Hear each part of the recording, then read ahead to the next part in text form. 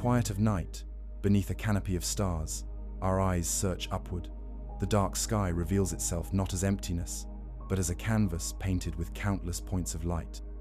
Some flicker blue, others red, and many shine with a steady golden brilliance. They've watched over us since the dawn of humanity, silent witnesses to our evolution, our triumphs, our failures, and our dreams. Among these celestial beacons, invisible to the naked eye yet captured by our telescopes, lies a spiral of light so vast that the human mind struggles to comprehend it. Andromeda, our nearest galactic neighbor. Andromeda is not a star, not a planet, not even a cluster of stars. It is an entire galaxy, home to approximately 1 trillion stars, each potentially surrounded by their own family of planets. Worlds upon worlds, spinning in cosmic dance, 2.5 million light-years away from where you sit now, listening to these words. 2.5 million light-years. Light, the fastest thing we know, racing through the vacuum of space at 299,792 kilometers per second, takes 2.5 million years to bridge the gap between our home and this neighboring island of stars. When the light we now see from Andromeda began its journey toward Earth, our human ancestors were just beginning to create their first stone tools. They gazed up at the night sky without knowing what those lights truly were. The photons completing their journey tonight left long before the pyramids, before writing, before cities, before what we call civilization. In cosmic terms, Andromeda is our neighbor. In human terms, it is unimaginably distant. Yet tonight, we begin a journey of imagination. We ask ourselves questions that push at the boundaries of what we know, what we can do, and what we might someday become. Could we ever go there? Not just send a signal, not just look with more powerful telescopes, but physically traverse the vast gulf of mostly empty space that separates our galaxy from Andromeda. What would such a journey mean? What would we find? How would we have to transform ourselves, our technology, and our understanding of the universe to make such a voyage possible? The answers lie at the edges of our science, in the realm where physics meets imagination, where engineering meets dreams, where the practical meets the philosophical. This is not a journey we can make today. It may not be one we can make tomorrow. Perhaps it will never be possible for beings like us to cross such distances. But in contemplating the journey, in pushing against the boundaries of our knowledge, we discover not just facts about the universe, but truths about ourselves. As we embark on this thought experiment together, remember that every great voyage of discovery began as an impossible dream. The first humans to cross oceans, to fly through air, to step on the moon, all began with the same first step, a simple question asked in wonder, what if? So tonight, as Andromeda's ancient light continues its patient journey to our eyes, let us begin our own journey of the mind. Let us imagine what it would take to cross the greatest distance humans have ever contemplated. Let us dream of a voyage to Andromeda. The stars above us tonight are the same stars our ancestors saw, yet our understanding of them has transformed completely. We know now that many of those points of light are not stars at all, but entire galaxies, collections of stars so numerous and so distant that they appear to us as single points of fuzzy light. Among these galaxies, Andromeda holds a special place, visible to the naked eye from dark skies as a small, hazy patch. It is the most distant object most humans will ever see without technological assistance. When you gaze at Andromeda, photons that have traveled through space for millions of years end their journey by falling into your eyes, creating electrical signals in your brain, becoming part of your consciousness. In a very real sense, looking at Andromeda is looking back in time. We see it not as it is now, but as it was when those photons began their journey 2.5 million years ago. What has changed there since? What stars have been born? What planets have formed? What life might have evolved in that vast span of time? These questions highlight the fundamental challenge of interstellar, let alone intergalactic travel. The distances are so vast that they challenge not just our technology, but our very conception of time, of life, of what a journey means. Yet here we are, contemplating exactly that. From the safety and comfort of our home world, we look outward and wonder about a journey that would transform not just where we are, but who we are. So take a deep breath. Feel the air fill your lungs, the same air that has nourished life on Earth for billions of years. Feel the pull of our planet's gravity, anchoring you to its surface. These constants of human experience, the very environment that shaped our evolution, would all be left behind on a journey to Andromeda. In their place, a voyage unlike any our species has ever undertaken, through depths of space that make our deepest oceans seem like shallow puddles, across time frames that make our longest-lived civilizations seem like momentary flickers. As our ship of imagination prepares to depart, remember that we bring with us the most powerful tool ever evolved on Earth, the human mind, a consciousness capable of contemplating its own origins, imagining its own future, and dreaming of stars so distant that the light from them requires millions of years to reach us.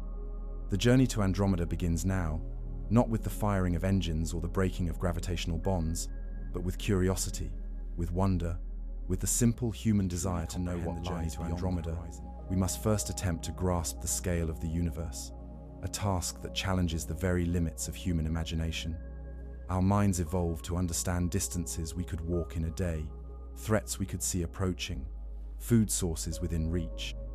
Nothing in our evolutionary history prepared us to conceptualize the vast gulfs that separate stars, let alone galaxies. Yet here we are, contemplating a journey of 2.5 million light-years. Let us try to build a framework for understanding this distance, beginning with scales we can touch and see, then gradually expanding outward until we reach the shores of Andromeda. A human being stands about 1.7 meters tall. This is our baseline, the scale at which we experience the world directly. We can reach about a meter in any direction from our bodies. We can walk a few kilometers without rest. We can see details a few dozen meters away and make out larger objects kilometers distant. This is the human scale, the realm of our direct experience. Expand outward, and we reach the scale of human construction. The tallest building on Earth, the Burj Khalifa in Dubai, reaches 830 meters into the sky. The longest bridge, the Danyang Kunshan Grand Bridge in China, stretches 164 kilometers. These structures represent the upper limits of our physical reshaping of Earth's surface. Now let us look upward, to the realm beyond our atmosphere. The International Space Station orbits about 400 kilometers above Earth's surface, while most communications satellites reside in geostationary orbit, about 36,000 kilometers above the equator. At this distance, a satellite's orbital period exactly matches Earth's rotation, allowing it to remain fixed above a single point on the ground. The Moon, our closest celestial neighbor, orbits at an average distance of 384,000 kilometers. This is far enough that the entire Earth can be seen as a blue marble hanging in space, yet close enough that the journey takes only 3 days with current technology. Light from the Moon reaches us in just 1.3 seconds. Already, we have reached distances that strain our intuitive understanding. Let us shift to a more manageable unit, the light minute. Light travels about 18 million kilometers in 1 minute. The Sun lies about 8 light minutes from Earth. When you see the Sun in the sky, you are seeing it as it was 8 minutes ago. If the Sun were to suddenly vanish, we would continue to see its light, feel its warmth, and orbit its mass for 8 minutes before noticing any change. Venus, at its closest approach to Earth, is about 2 light minutes away. Mars, at its closest, is about 3 light minutes distant.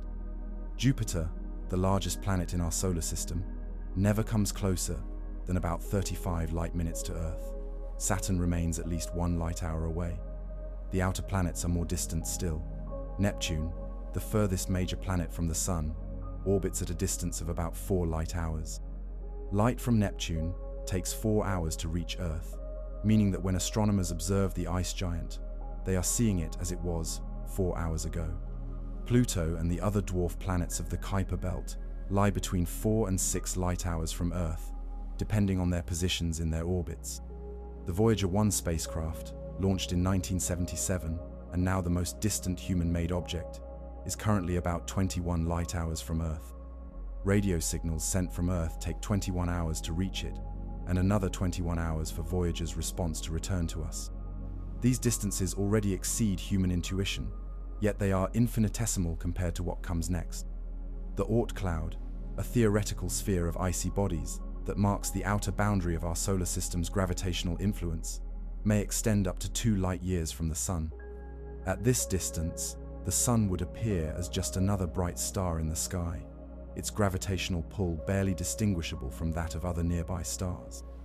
And now we come to the realm of interstellar space, where distances are so vast that we measure them in light years.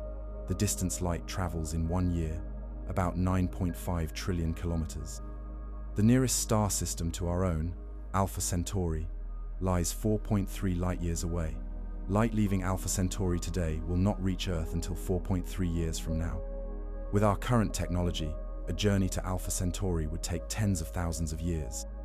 Even if we could somehow build a spacecraft capable of traveling at 1/10 the speed of light, a velocity far beyond our current capabilities, the journey would still take 43 years. A human setting out for Alpha Centauri at age 30 would be 73 upon arrival, having spent more time in transit than they had previously spent alive. Yet Alpha Centauri represents just the first step into our galactic neighborhood. Our Sun resides in a spiral arm of the Milky Way galaxy, about 26,000 light-years from the galactic center. The Milky Way itself spans about 100,000 light-years from edge to edge, containing between 100 billion and 400 billion stars. If we were to shrink the Milky Way to the size of Earth, our entire solar system, from the Sun to the edge of the Oort cloud, would fit within a coffee cup. On this scale, the nearest star would be a few meters away, while Andromeda would still be over 2 million kilometers distant. To put this in perspective, imagine that the Sun were the size of a grain of sand. On this scale, the Earth would be a microscopic speck about 10 centimeters away from the sand grain. Jupiter would orbit about 5 meters from the Sun grain. The nearest star would be about 30 kilometers away. The Milky Way galaxy would span about 100 million kilometers. And Andromeda? Andromeda would be about 60 billion kilometers from us, about 400 times the distance from Earth to the Sun in the real universe. These scales overwhelm our capacity for direct understanding. We can write down the numbers, but we cannot truly visualize them. The distances involved are simply too vast for our brains, evolved to track predators and prey across savannas, to fully comprehend. Yet we can use analogies to approach this understanding. If the entire history of the universe, from the Big Bang to the present day, were compressed into a single Earth year, modern humans would appear only in the last few minutes before midnight on December 31st. The light we now see from Andromeda began its journey toward Earth around September 8th in that cosmic year. Or consider this: if the distance from Earth to the Sun, approximately 150 million kilometers, were reduced to 1 meter, then Proxima Centauri, the nearest star, would be about 270 kilometers away. Andromeda would be about 160 million kilometers distant, greater than the actual distance from Earth to the Sun. Another way to conceptualize the distance to Andromeda is in terms of how long it would take to get there using different modes of transportation.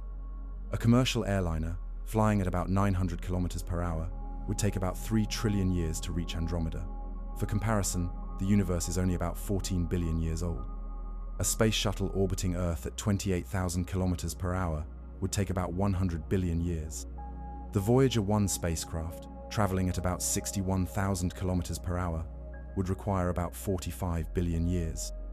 Even if we could somehow travel at the speed of light, the journey would still take 2.5 million years. To put this in perspective, 2.5 million years ago, our earliest human ancestors were just beginning to use stone tools. The genus Homo, to which modern humans belong, had not yet evolved. If we had launched a light-speed spacecraft toward Andromeda at that time, it would only now be approaching its destination. The scale of the universe humbles us, forces us to recognize the limits of our perception, our experience, our very conception of what distance means. Yet this same scale also inspires awe, wonder, a recognition of the universe's grandeur that transcends our limited perspective. To truly contemplate a journey to Andromeda, we must expand our minds beyond the human scale, beyond even the scale of our solar system. We must think in terms of light years and millions of years, timescales that exceed not just individual human lifespans, but the entire history of our species. Let us consider what it would mean to actually traverse this gulf of space. The journey from our solar system to Andromeda takes us first through the local stellar neighborhood, a region containing about 150 stars within 20 light-years of our Sun. This area, while vast from a human perspective, represents only a tiny bubble within the Milky Way galaxy.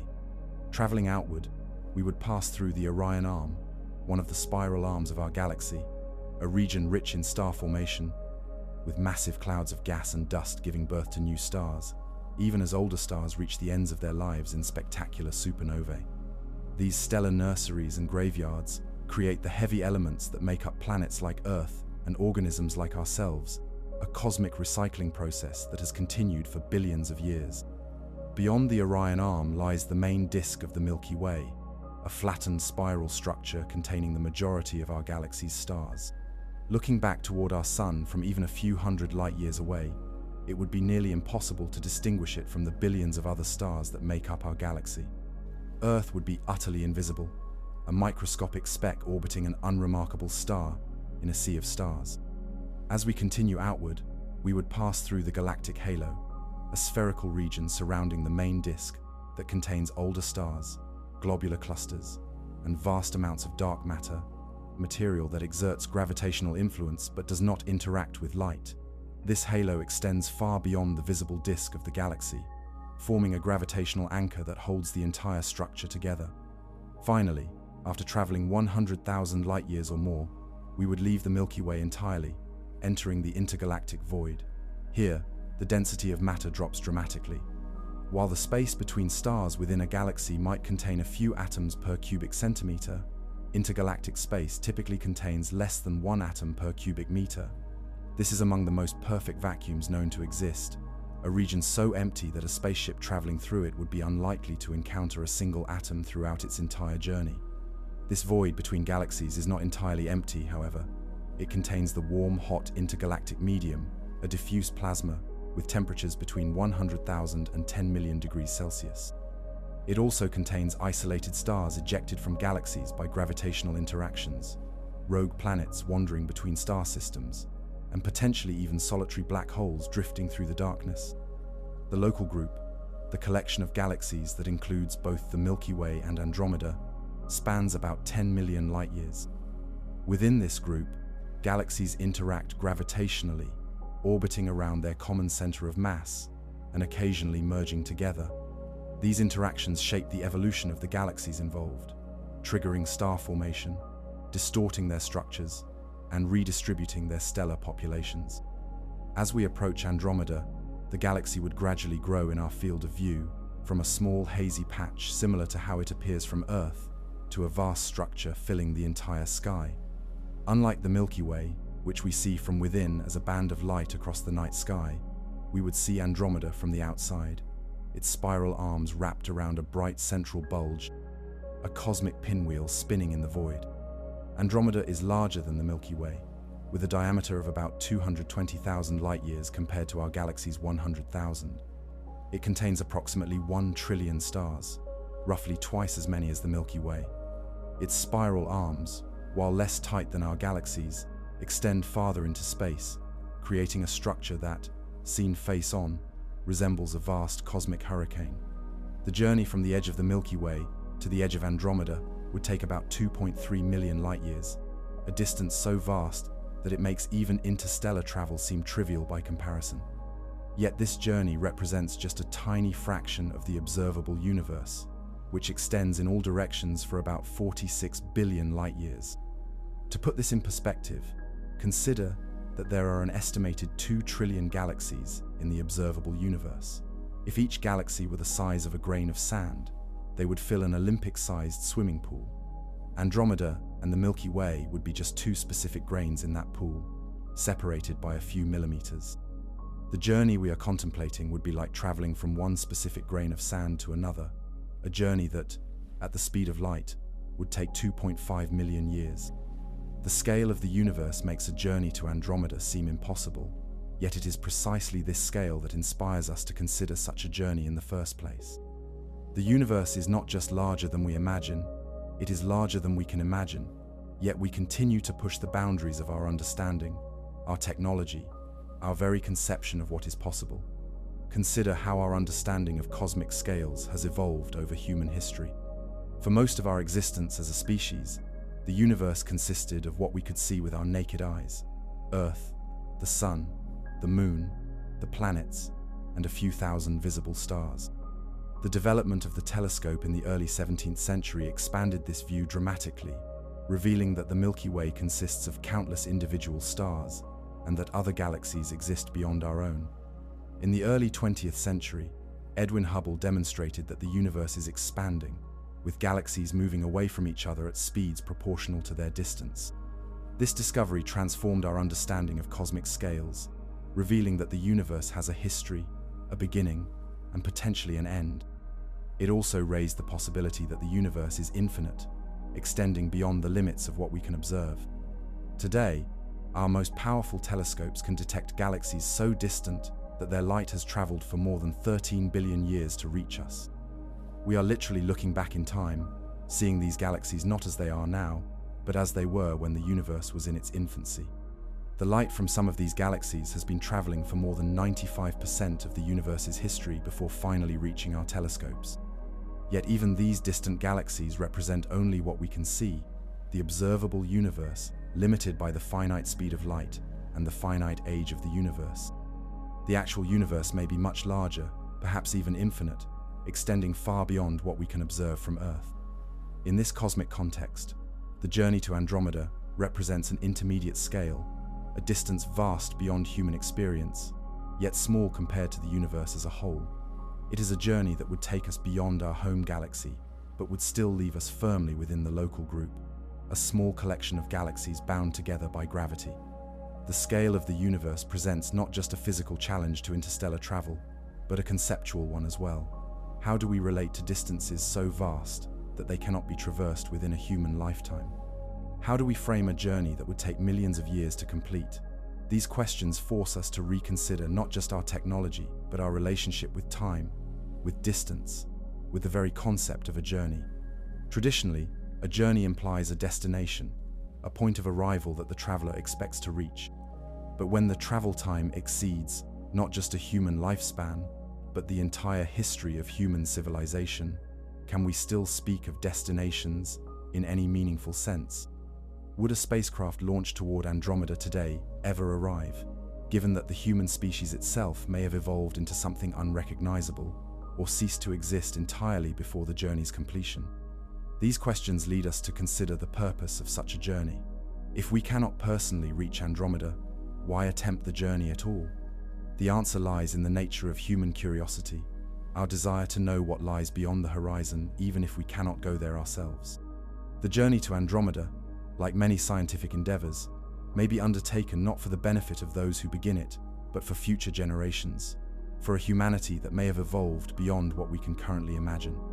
In this sense, the scale of the universe does not just present a challenge to interstellar travel, but an opportunity for a profound shift in how we conceive of ourselves in relation to the cosmos. We are creatures of the moment, our lives spanning decades in a universe measured in billions of years. Yet through our science, our exploration, our persistent questioning, we extend our reach beyond our individual lifespans, becoming part of a multi-generational project of discovery that connects us to both past and future. The journey to Andromeda may never be completed in the traditional sense, but the attempt itself represents a kind of arrival, a recognition of our place in the cosmos, and our determination to understand it more fully. In contemplating this journey, we confront the limits of our current knowledge, technology, and conceptual frameworks, pushing against these limits and, in the process, expanding them. The scale of the universe humbles us, yet it also inspires us to grow beyond our current limitations, to evolve our understanding, our capabilities, our very consciousness to encompass ever larger scales of space and time. In this sense, the journey to Andromeda has already begun, not with the launch of a physical spacecraft, but with the expansion of our cosmic awareness, our growing recognition of the universe's vastness and our place within it. As we contemplate the distance to Andromeda, we must also consider the time it would take to reach it. At the speed of our fastest current spacecraft, the journey would take billions of years, far longer than the history of our species or even the history of life on Earth. Such a time frame exceeds our ability to plan, to predict, to imagine in any concrete way. Yet the universe operates on precisely such timescales. Stars like our Sun live for billions of years. galaxies evolve over tens of billions of years. The universe itself has existed for about 14 billion years, and may continue to exist for trillions of years to come. On cosmic timescales, even a journey of millions of years is but a brief moment, a cosmic eye blink. Perhaps the greatest challenge in contemplating a journey to Andromeda is not the physical distance, but the conceptual leap required to think in terms of millions of years, rather than the decades that make up a human lifespan. This leap requires us to move beyond our intuitive understanding of time, based on human life cycles, and adopt a cosmic perspective that encompasses the entire history and future of the universe. From this perspective, the journey to Andromeda represents not just a physical crossing of space, but a conceptual crossing as well, a bridge between human timescales and cosmic ones. It challenges us to imagine a future far beyond our own lives, to plan for contingencies we will never see, to work for the benefit of beings who may bear little resemblance to ourselves. In some ways, this conceptual crossing is more difficult than the physical one. We can imagine, at least in theory, how to build a spacecraft capable of interstellar travel. But how do we conceive of a mission that will outlast not just its creators, but potentially the entire species that launched it? How do we design for the long term when we ourselves are creatures of the short term? These questions have no easy answers, but in asking them, we begin to expand our mental horizons, to think on scales that match the universe we inhabit, rather than the limited perspective we evolved with. This expansion of consciousness may be the most valuable outcome of contemplating a journey to Andromeda, regardless of whether such a journey ever physically takes place. The scale of the universe also raises questions about our place within it. In a cosmos containing trillions of galaxies, each with billions of stars, are we unique, or are there other beings like us, gazing up at their own night skies and wondering about distant galaxies? If such beings exist in Andromeda, the light they currently see from the Milky Way left our galaxy 2.5 million years ago, before our species existed. Similarly, if they were looking at us now, they would see Earth as it was 2.5 million years ago, long before cities, agriculture, or written language. This delay in information exchange, a consequence of the finite speed of light, means that even if we could somehow communicate with hypothetical beings in Andromeda, the conversation would unfold over millions of years. A message sent today would not receive a reply for 5 million years. Civilizations might rise and fall in the interim. The beings who received our message might bear no resemblance to those who sent the reply. In this way, the scale of the universe imposes not just physical separation, but temporal separation as well. Distant galaxies are separated from us, not just in space, but in time, creating a fundamental disconnect that may make true communication impossible. This separation highlights the importance of our local cosmic environment, the stars and planets within our own galaxy that, while still distant from a human perspective, are at least potentially reachable within timeframes measured in years or centuries rather than millions of years. Yet the very difficulty of the journey to Andromeda, the vast scales of space and time involved, makes it a powerful symbol of human aspiration, our desire to reach beyond our current limitations and connect with the cosmos on its own terms. In contemplating this journey, we confront the tension between our finite nature and our infinite curiosity, our physical limitations and our boundless imagination. Perhaps the true value of considering a journey to Andromeda lies not in the destination, but in the conceptual transformation required to even contemplate such a journey. By thinking on cosmic scales, we expand our mental horizons, developing a perspective that encompasses not just our individual lives, or even the history of our species, but the entire sweep of cosmic evolution. This perspective reveals our deep connection to the universe around us. The atoms in our bodies were forged in the hearts of stars that lived and died billions of years ago. The energy that powers our civilization comes ultimately from our sun, a star that will continue to shine for billions of years to come. We are not separate from the cosmos, but an integral part of it, a way for the universe to know itself, to reflect on its own existence. In this sense, the journey to Andromeda has already begun, not with the launch of a physical spacecraft, but with the expansion of our cosmic awareness, our growing recognition of the universe's vastness and our place within it. This journey of consciousness may ultimately prove more transformative than any physical voyage, changing not just where we are, but who we are, not just our location in space, but our understanding of what it means to be human in a vast and ancient universe. The scale of the universe, while initially overwhelming, ultimately offers a kind of cosmic perspective that can enrich our lives here on Earth. By recognizing our place in the grand scheme of things, we gain a deeper appreciation for the preciousness of our home planet, the uniqueness of our position in space and time, and the profound interconnectedness of all things. As we continue our imaginary journey to Andromeda, let us carry this perspective with us, allowing it to inform our understanding of the challenges and opportunities that lie ahead. The distance may be vast, but the very act of contemplating it expands our horizons, both intellectual and spiritual, connecting us to the cosmos in ways that transcend physical travel. The scale of the universe, with its billions of galaxies, each containing billions of stars, also raises profound questions about life beyond Earth. In a cosmos so vast, are we alone, or is life a common phenomenon, emerging wherever conditions permit? If life is common, what forms might it take on worlds orbiting different types of stars, with different atmospheric compositions, different gravitational forces, different evolutionary histories? These questions gain particular significance when we consider Andromeda, a galaxy containing approximately 1 trillion stars. If even a small fraction of these stars host planets, and if an even smaller fraction of those planets support life, Andromeda could be home to millions or even billions of living worlds. Some of these might harbor simple microbial life, others complex ecosystems, and perhaps some even technological civilizations like our own. Of course, we have no direct evidence for life beyond Earth, either in our own galaxy or in Andromeda. The distances involved make such evidence difficult to obtain. Even within our own solar system, we have only begun to explore the possibilities for life on worlds like Mars, Europa, or Enceladus. The nearest stars are so distant that detailed observation of their planets remains a significant challenge, though technology in this area is advancing rapidly. Yet the sheer scale of the universe, the billions of potentially habitable worlds it contains, suggests that life may not be a rare phenomenon, but a common one, a natural outgrowth of the chemical and physical processes that occur throughout the cosmos.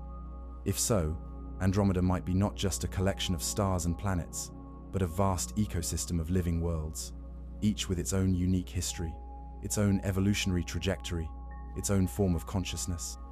This possibility adds another dimension to our contemplation of a journey to Andromeda.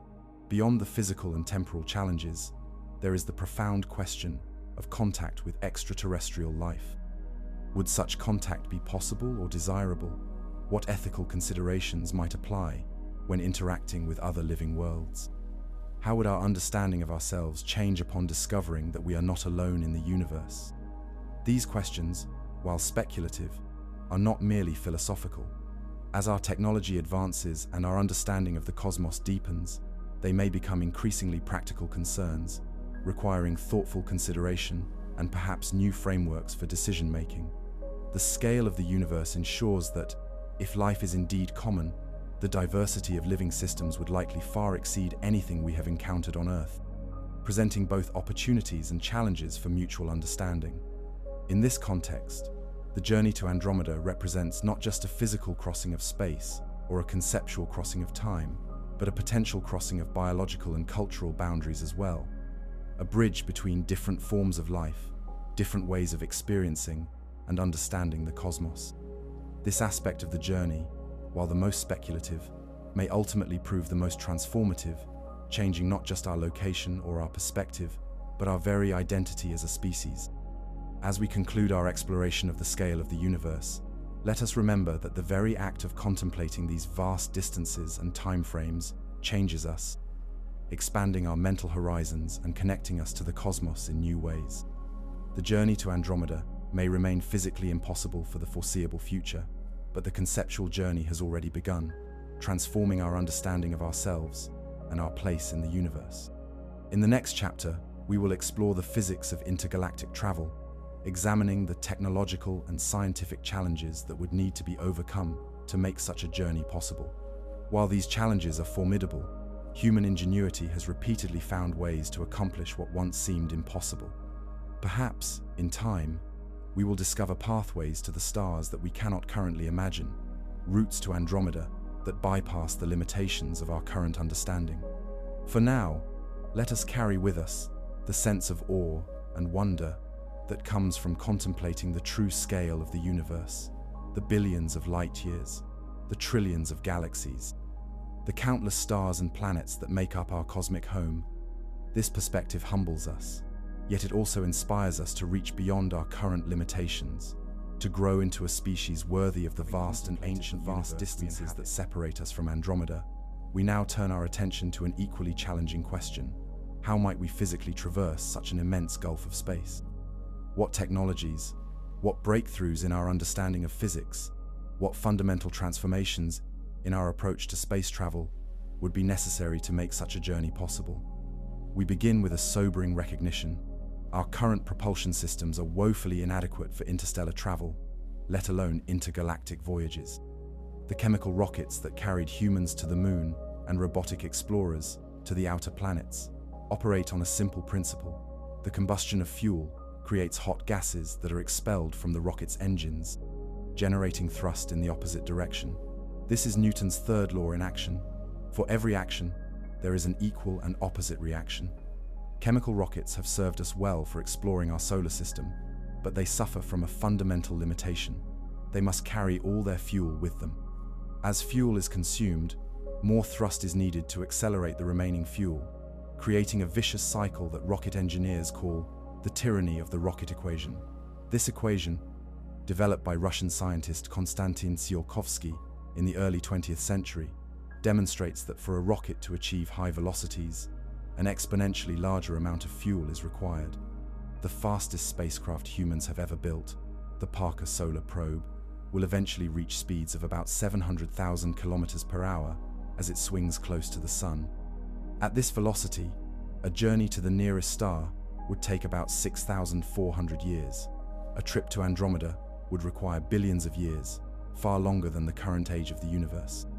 Clearly, chemical rockets alone cannot bridge the gap to Andromeda.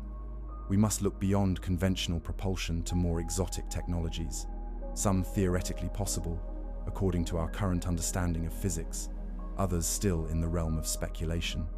Let us consider first the technologies that lie at the edge of current scientific understanding: nuclear propulsion, antimatter engines, and fusion drives. These approaches, while far beyond our current capabilities, do not require any new physics.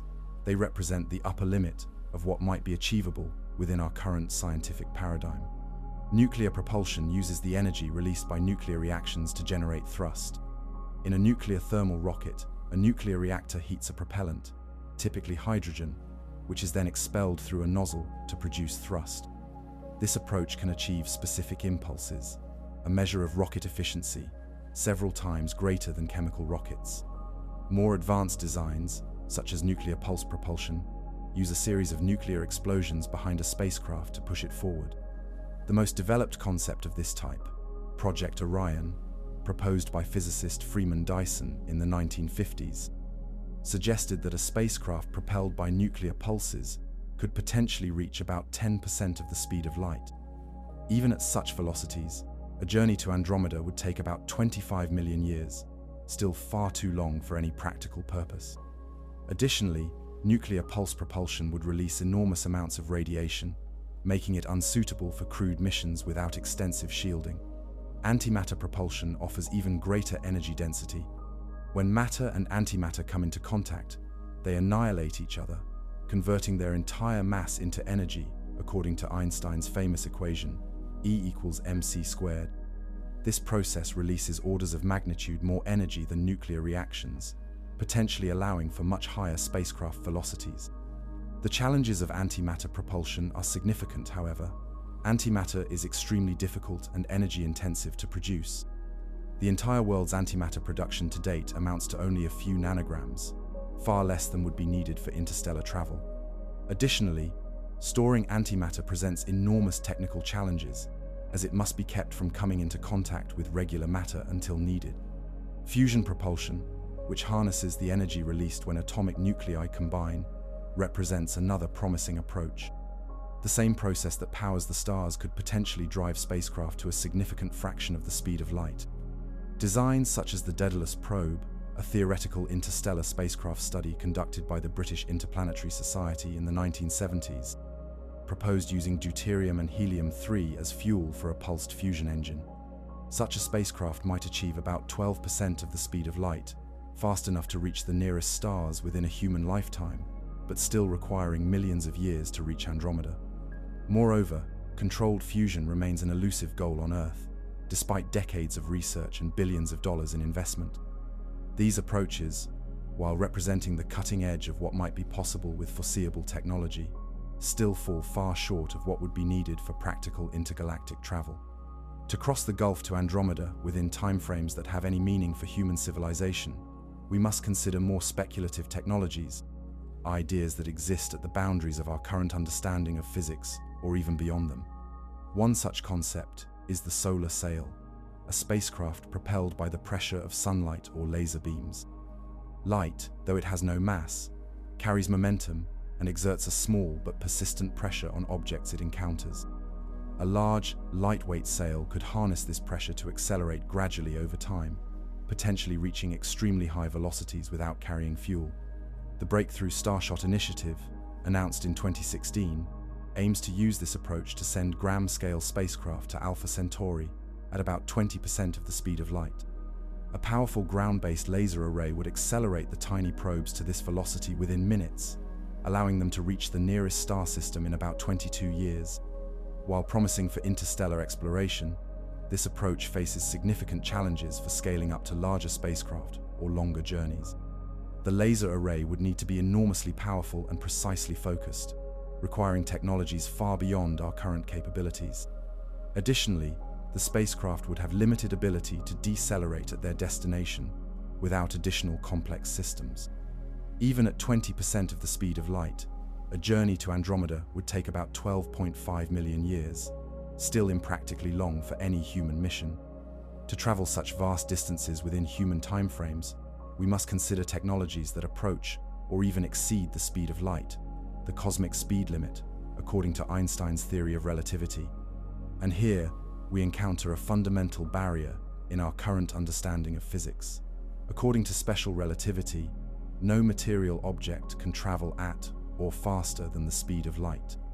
As an object with mass accelerates toward the speed of light, its energy increases without bound, requiring infinite energy to reach this limit. This principle has been confirmed by countless experiments and forms a cornerstone of modern physics. Yet the vastness of intergalactic space seems to demand faster than light travel if we are ever to bridge the gap to Andromeda. This apparent contradiction has led scientists and science fiction authors alike to speculate about potential loopholes in the cosmic speed limit, ways to effectively travel faster than light without actually breaking the laws of physics. One such concept is the warp drive, an idea popularized by science fiction but given serious theoretical consideration by physicist Miguel Alcubierre in 1994. The Alcubierre drive, as it is known, would work not by accelerating a spacecraft to faster than light speeds, which remains impossible, but by manipulating space-time itself around the craft. In Alcubierre's theoretical model, a spacecraft would remain stationary within a bubble of normal space-time. The space in front of the bubble would contract, while the space behind it would expand, effectively moving the bubble and the spacecraft within it through space at velocities that could exceed the speed of light from an outside observer's perspective. Because the spacecraft itself is not moving within its local region of space-time, it does not violate the cosmic speed limit. The challenges of building an Alcubierre drive are formidable, however. The original calculations suggested that it would require exotic matter with negative energy density, something that has never been observed in nature and may not exist. More recent refinements of the theory have reduced the energy requirements somewhat, but they remain far beyond anything we can currently produce. Additionally, there are unresolved questions about whether an Alcubierre drive could be controlled by occupants within the bubble, whether it would be possible to see outside the bubble during travel, and whether the edge of the bubble might collect deadly radiation during its journey.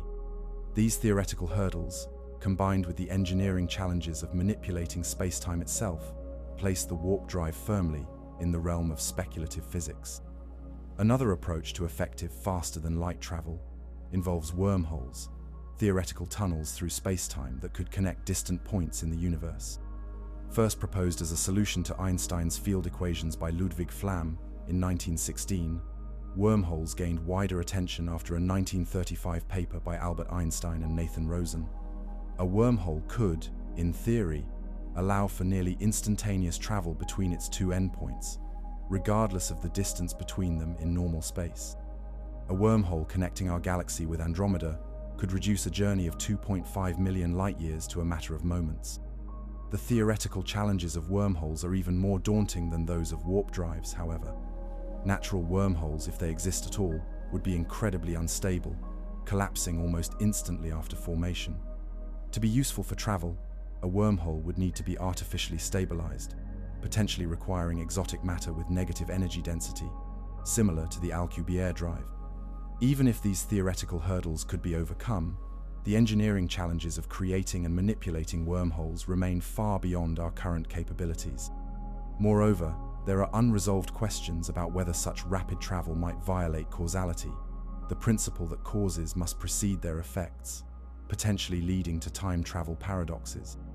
A third approach to effective faster-than-light travel involves quantum entanglement, a phenomenon in which particles become correlated in such a way that the quantum state of each particle cannot be described independently of the others. When two particles are entangled, measuring the state of one particle instantaneously determines the state of the other, regardless of the distance between them. This spooky action at a distance, as Einstein called it, appears to transmit information faster than light. However, deeper analysis reveals that no usable information can be transmitted this way, preserving the cosmic speed limit. Nonetheless, some speculative theories suggest that entanglement might eventually be harnessed for communication or even transportation across vast distances.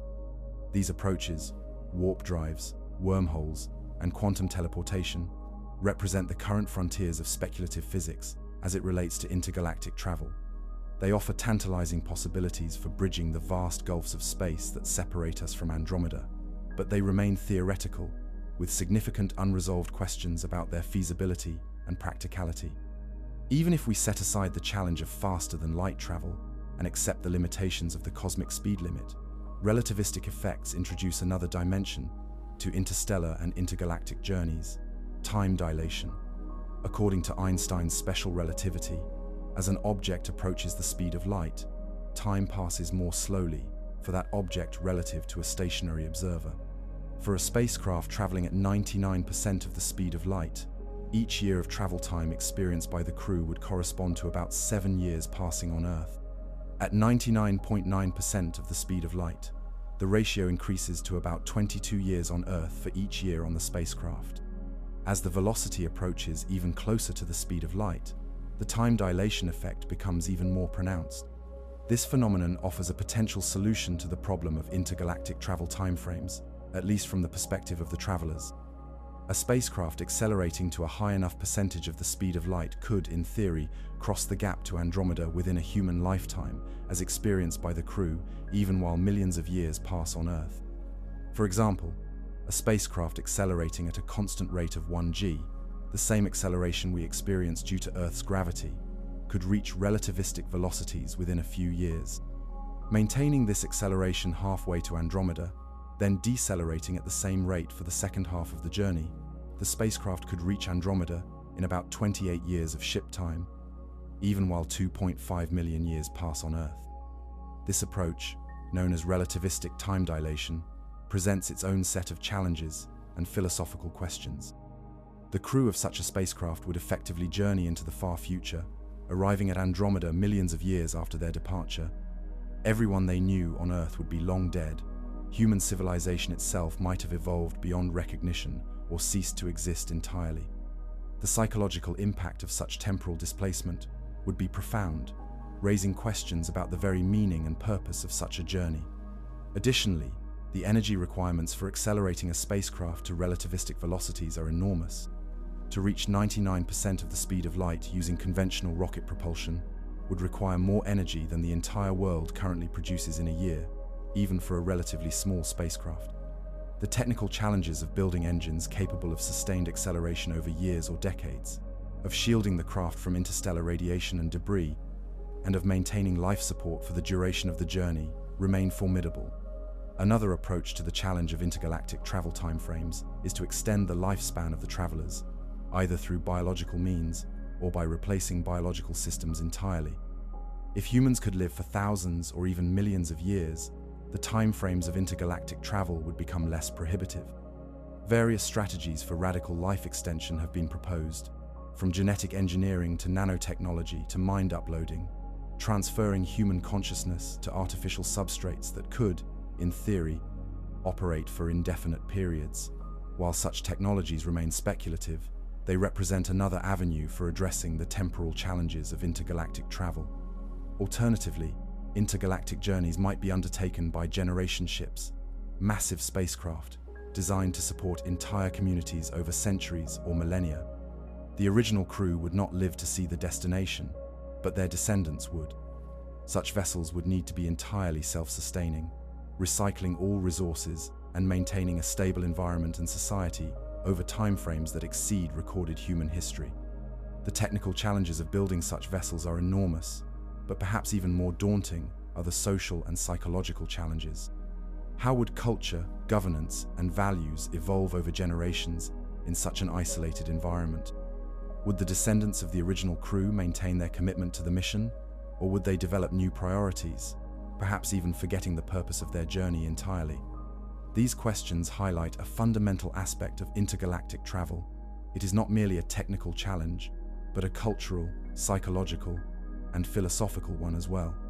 The physics of such journeys cannot be separated from the human experience of undertaking them, the meaning and purpose that would motivate beings to embark on voyages spanning millennia or longer. Perhaps the most profound physical challenge of intergalactic travel, beyond propulsion or time dilation, is the energy cost.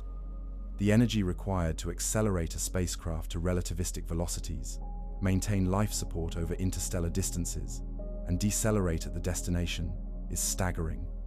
A 1,000-ton spacecraft accelerated to 99% of the speed of light would require approximately 10 to the 21st joules of energy, roughly equivalent to the world's current energy production over 100 years. For context, the total energy output of our Sun is about 10 to the 26th watts, meaning that even our star produces enough energy in 1 second to accelerate our hypothetical spacecraft to relativistic velocities. This suggests that advanced civilizations capable of intergalactic travel would need to harness the energy of stars directly, a concept formalized by Russian astronomer Nikolai Kardashev in his scale of civilization types. A Kardashev Type 1 civilization can harness all the energy available on its home planet, about 10 to the 16th watts for Earth. A Type 2 civilization can harness all the energy of its home star, about 10 to the 26th watts for a star like our Sun. A Type 3 civilization can harness the energy of its entire galaxy, about 10 to the 36th watts for a galaxy like the Milky Way. Currently, human civilization falls below Type 1 on this scale, using only a fraction of the energy available on Earth. To undertake intergalactic travel, we would likely need to advance at least to Type 2, developing technologies capable of capturing a significant portion of our Sun's energy output. Such technologies might include Dyson spheres or swarms, vast structures, or networks of satellites that would surround the Sun and capture its radiated energy. The construction of such megastructures would represent an engineering challenge far beyond our current capabilities, requiring not just advanced materials and techniques, but a social and economic organization capable of undertaking projects spanning decades or centuries. Yet the history of human technology suggests that what seems impossible in one era often becomes routine in the next. From the perspective of someone living in the 19th century, our current space program, global communication networks, and computing capabilities would seem like pure fantasy. Beyond the challenges of propulsion, time dilation, and energy requirements, interstellar and intergalactic travelers would face a host of other physical and practical hurdles. The space between stars is not empty, but filled with dust, gas, and cosmic rays. At relativistic velocities, even tiny particles can cause significant damage upon impact, requiring sophisticated shielding or avoidance systems. Additionally, navigation across intergalactic distances presents unique challenges. The positions of stars and galaxies change over the vast timeframes involved in such journeys, requiring predictive models that account for the motion of celestial bodies over millions of years. Communication with Earth would be limited by the speed of light, making real-time interaction impossible and requiring spacecraft to operate with complete autonomy. Life support for long-duration missions represents another fundamental challenge. A spacecraft traveling to Andromeda would need to provide air, water, food, and protection from radiation for its crew over timeframes that far exceed any current human space mission.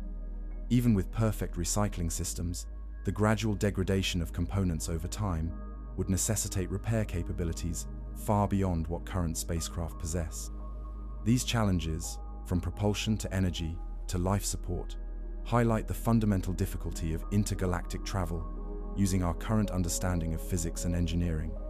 Yet they also point toward potential solutions, avenues of research and development that might eventually make such journeys possible. One approach involves maximizing efficiency rather than raw power. Ion drives, which use electromagnetic fields to accelerate charged particles to high velocities, offer much greater fuel efficiency than chemical rockets, allowing for sustained acceleration over long periods with relatively little propellant. Nuclear electric propulsion combines a nuclear reactor with ion thrusters, potentially enabling velocities sufficient for interstellar travel given enough time. Another approach focuses on in situ resource utilization, the practice of using materials found along the journey rather than carrying everything from Earth. A spacecraft equipped with the means to harvest hydrogen from interstellar gas clouds could, in theory, refuel itself during its journey, overcoming one of the fundamental limitations of conventional rocket propulsion. A third approach involves miniaturization, reducing the size and mass of the spacecraft to minimize the energy required for acceleration. The breakthrough Starshot concept mentioned earlier takes this approach to its logical extreme, proposing gram-scale spacecraft that could be accelerated to relativistic velocities with relatively modest energy inputs. These approaches, while promising for interstellar travel, still fall short of what would be needed for practical intergalactic journeys. The gap between our current capabilities and those required for reaching Andromeda remains vast, spanning not just technological development, but potentially new physics as well. Yet the history of science is full of paradigm shifts, fundamental transformations in our understanding of the universe that open up possibilities previously thought impossible. From Newton's laws of motion to Einstein's theories of relativity to the strange world of quantum mechanics, each advance in our understanding has revealed new aspects of reality and new potential for technological development. Perhaps the path to Andromeda lies not in incremental improvements to existing technologies, but in entirely new approaches based on physics we have yet to discover. Just as radio waves, nuclear energy, and lasers were unimaginable to scientists of earlier eras, the technologies that might eventually bridge the gap to Andromeda may be beyond our current conception. This possibility raises a profound question.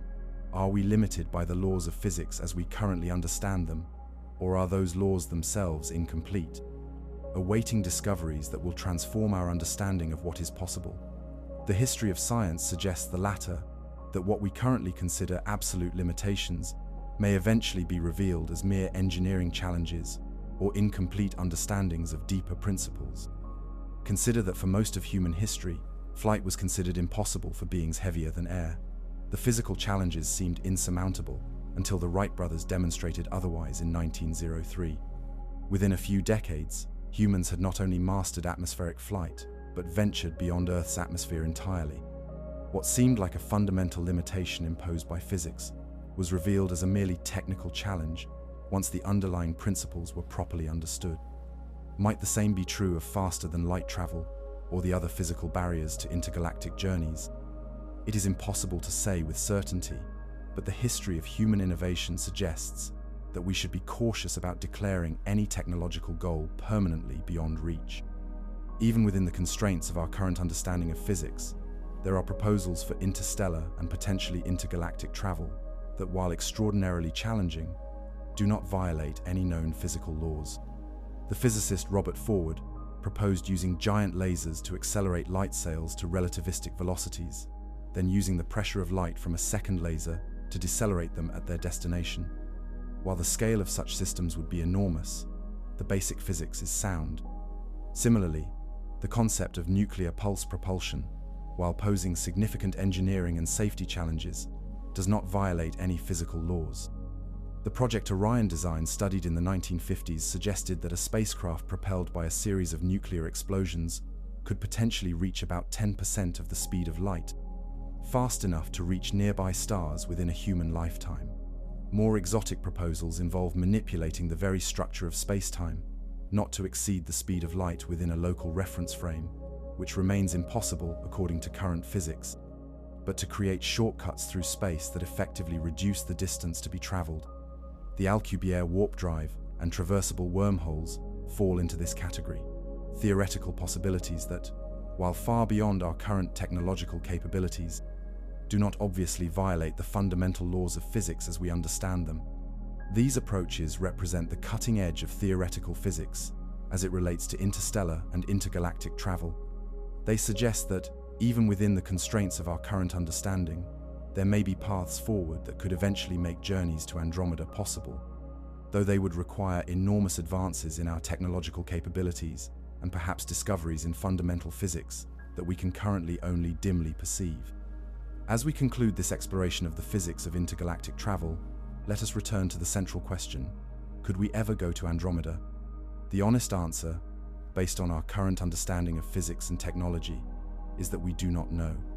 The challenges are immense, spanning not just engineering but the fundamental nature of space, time, energy, and matter. Yet the history of human exploration and innovation suggests that we should be cautious about declaring any goal permanently beyond our reach. Perhaps the journey to Andromeda will never be physically possible for beings like us. Perhaps the vast gulfs of intergalactic space will forever remain a barrier to direct exploration, limiting us to observation from afar and the mental journeys of imagination and speculation.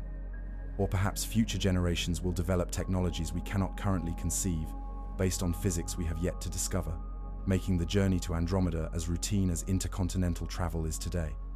Whatever the ultimate answer, the very act of contemplating such a journey expands our mental horizons, challenging us to think beyond the limitations of our current understanding and imagine what might be possible in a future where humanity has continued to grow, to learn, to push against the boundaries of the known. In this sense, the journey to Andromeda has already begun, not with the launch of a physical spacecraft, but with the expansion of our cosmic imagination, our growing recognition of the universe's vastness and complexity, and our determination to understand it more fully. The physics of intergalactic travel, as we currently understand it, presents formidable challenges that may ultimately prove insurmountable. Yet the same could have been said of many achievements that are now commonplace, from flight to space travel to instant global communication. The history of human innovation suggests that what seems impossible in one era often becomes routine in the next, not because the laws of physics change, but because our understanding of them and our ability to work within their constraints continuously evolves. As we journey onward in our exploration of what it would mean to travel to Andromeda, let us carry this perspective with us, acknowledging the immense challenges while remaining open to the possibility that future generations may find ways to overcome them that we cannot currently imagine. The physics of intergalactic travel may currently seem prohibitive, but the physics of the possible is constantly expanding as human knowledge and technology advance.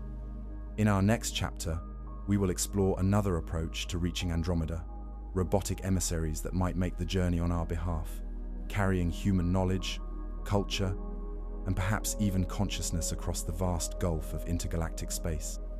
These mechanical pioneers, unburdened by the biological limitations that constrain human explorers, may represent our best hope for extending humanity's reach to our neighboring galaxy. Sending humans to Andromeda appear nearly insurmountable. There is another approach to intergalactic exploration that may prove more feasible: robotic emissaries.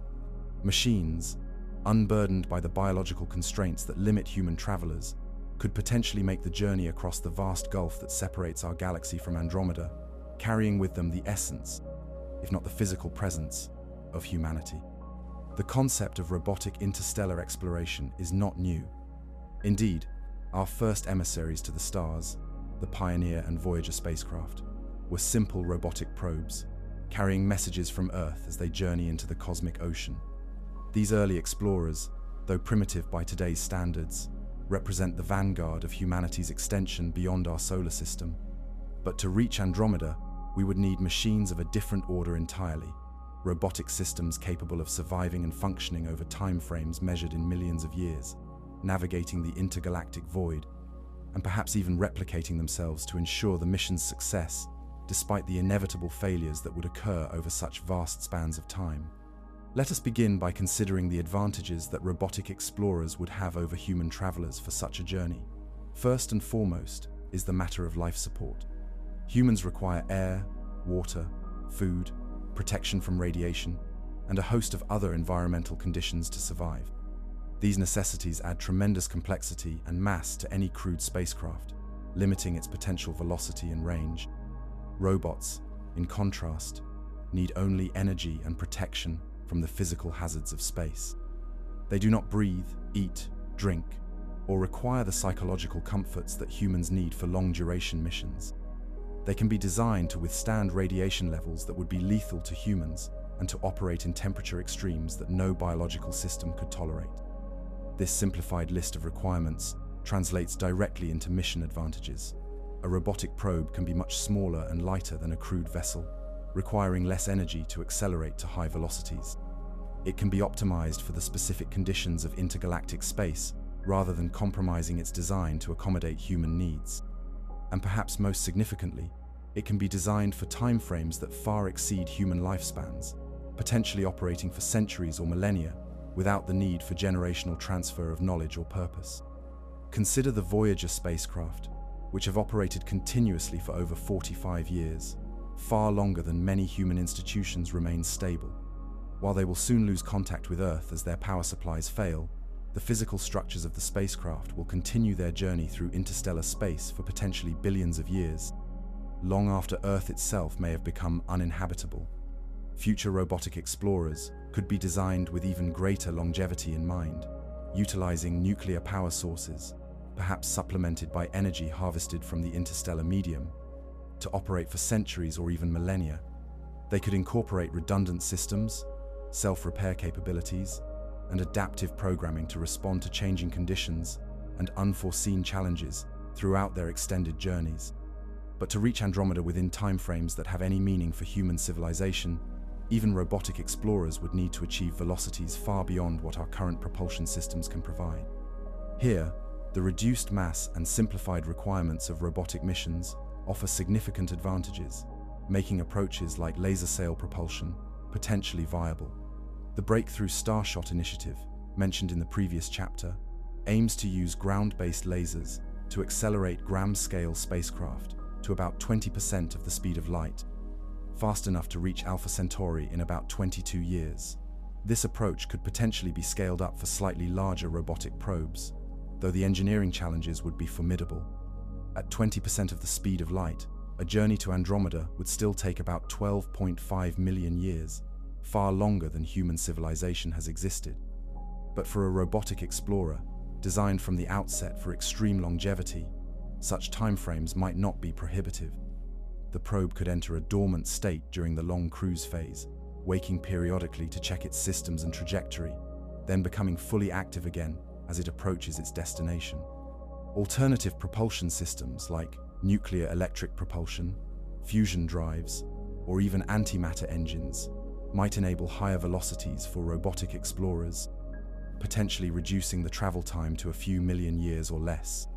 While still enormous by human standards, these timeframes begin to approach the scale of geological processes on Earth, making them conceivable within the context of a long-term commitment to space exploration.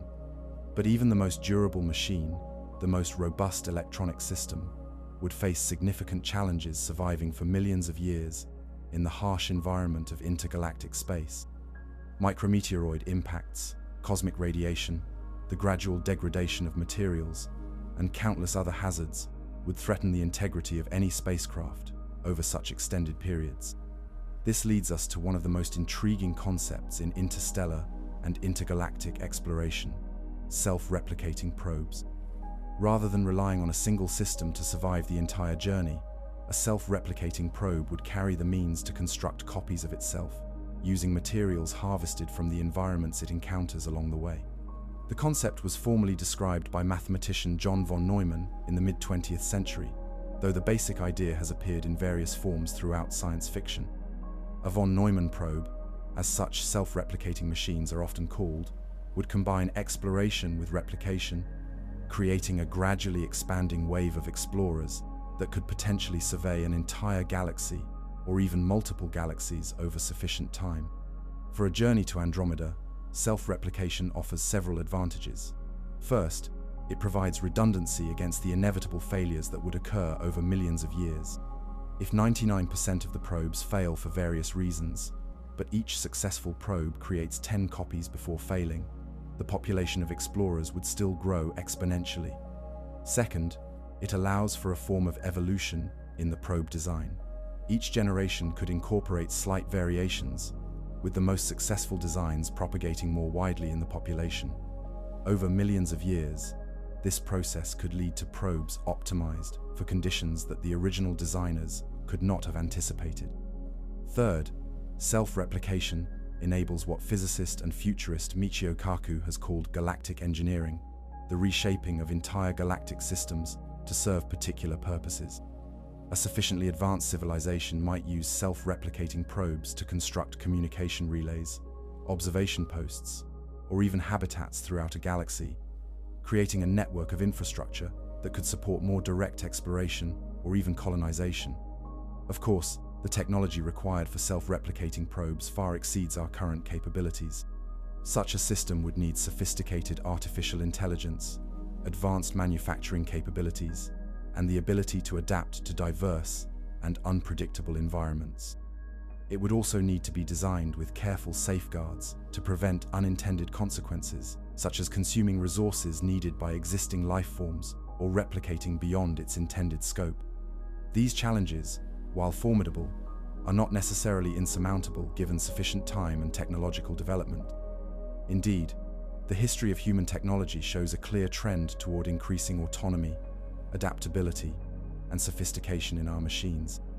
From the simple mechanical calculators of the 19th century to today's deep learning systems, from the first primitive robots to contemporary autonomous vehicles and spacecraft, we have steadily expanded the capabilities of our technological creations. If this trend continues, it seems plausible that self-replicating probes could eventually move from the realm of theoretical possibility to practical reality.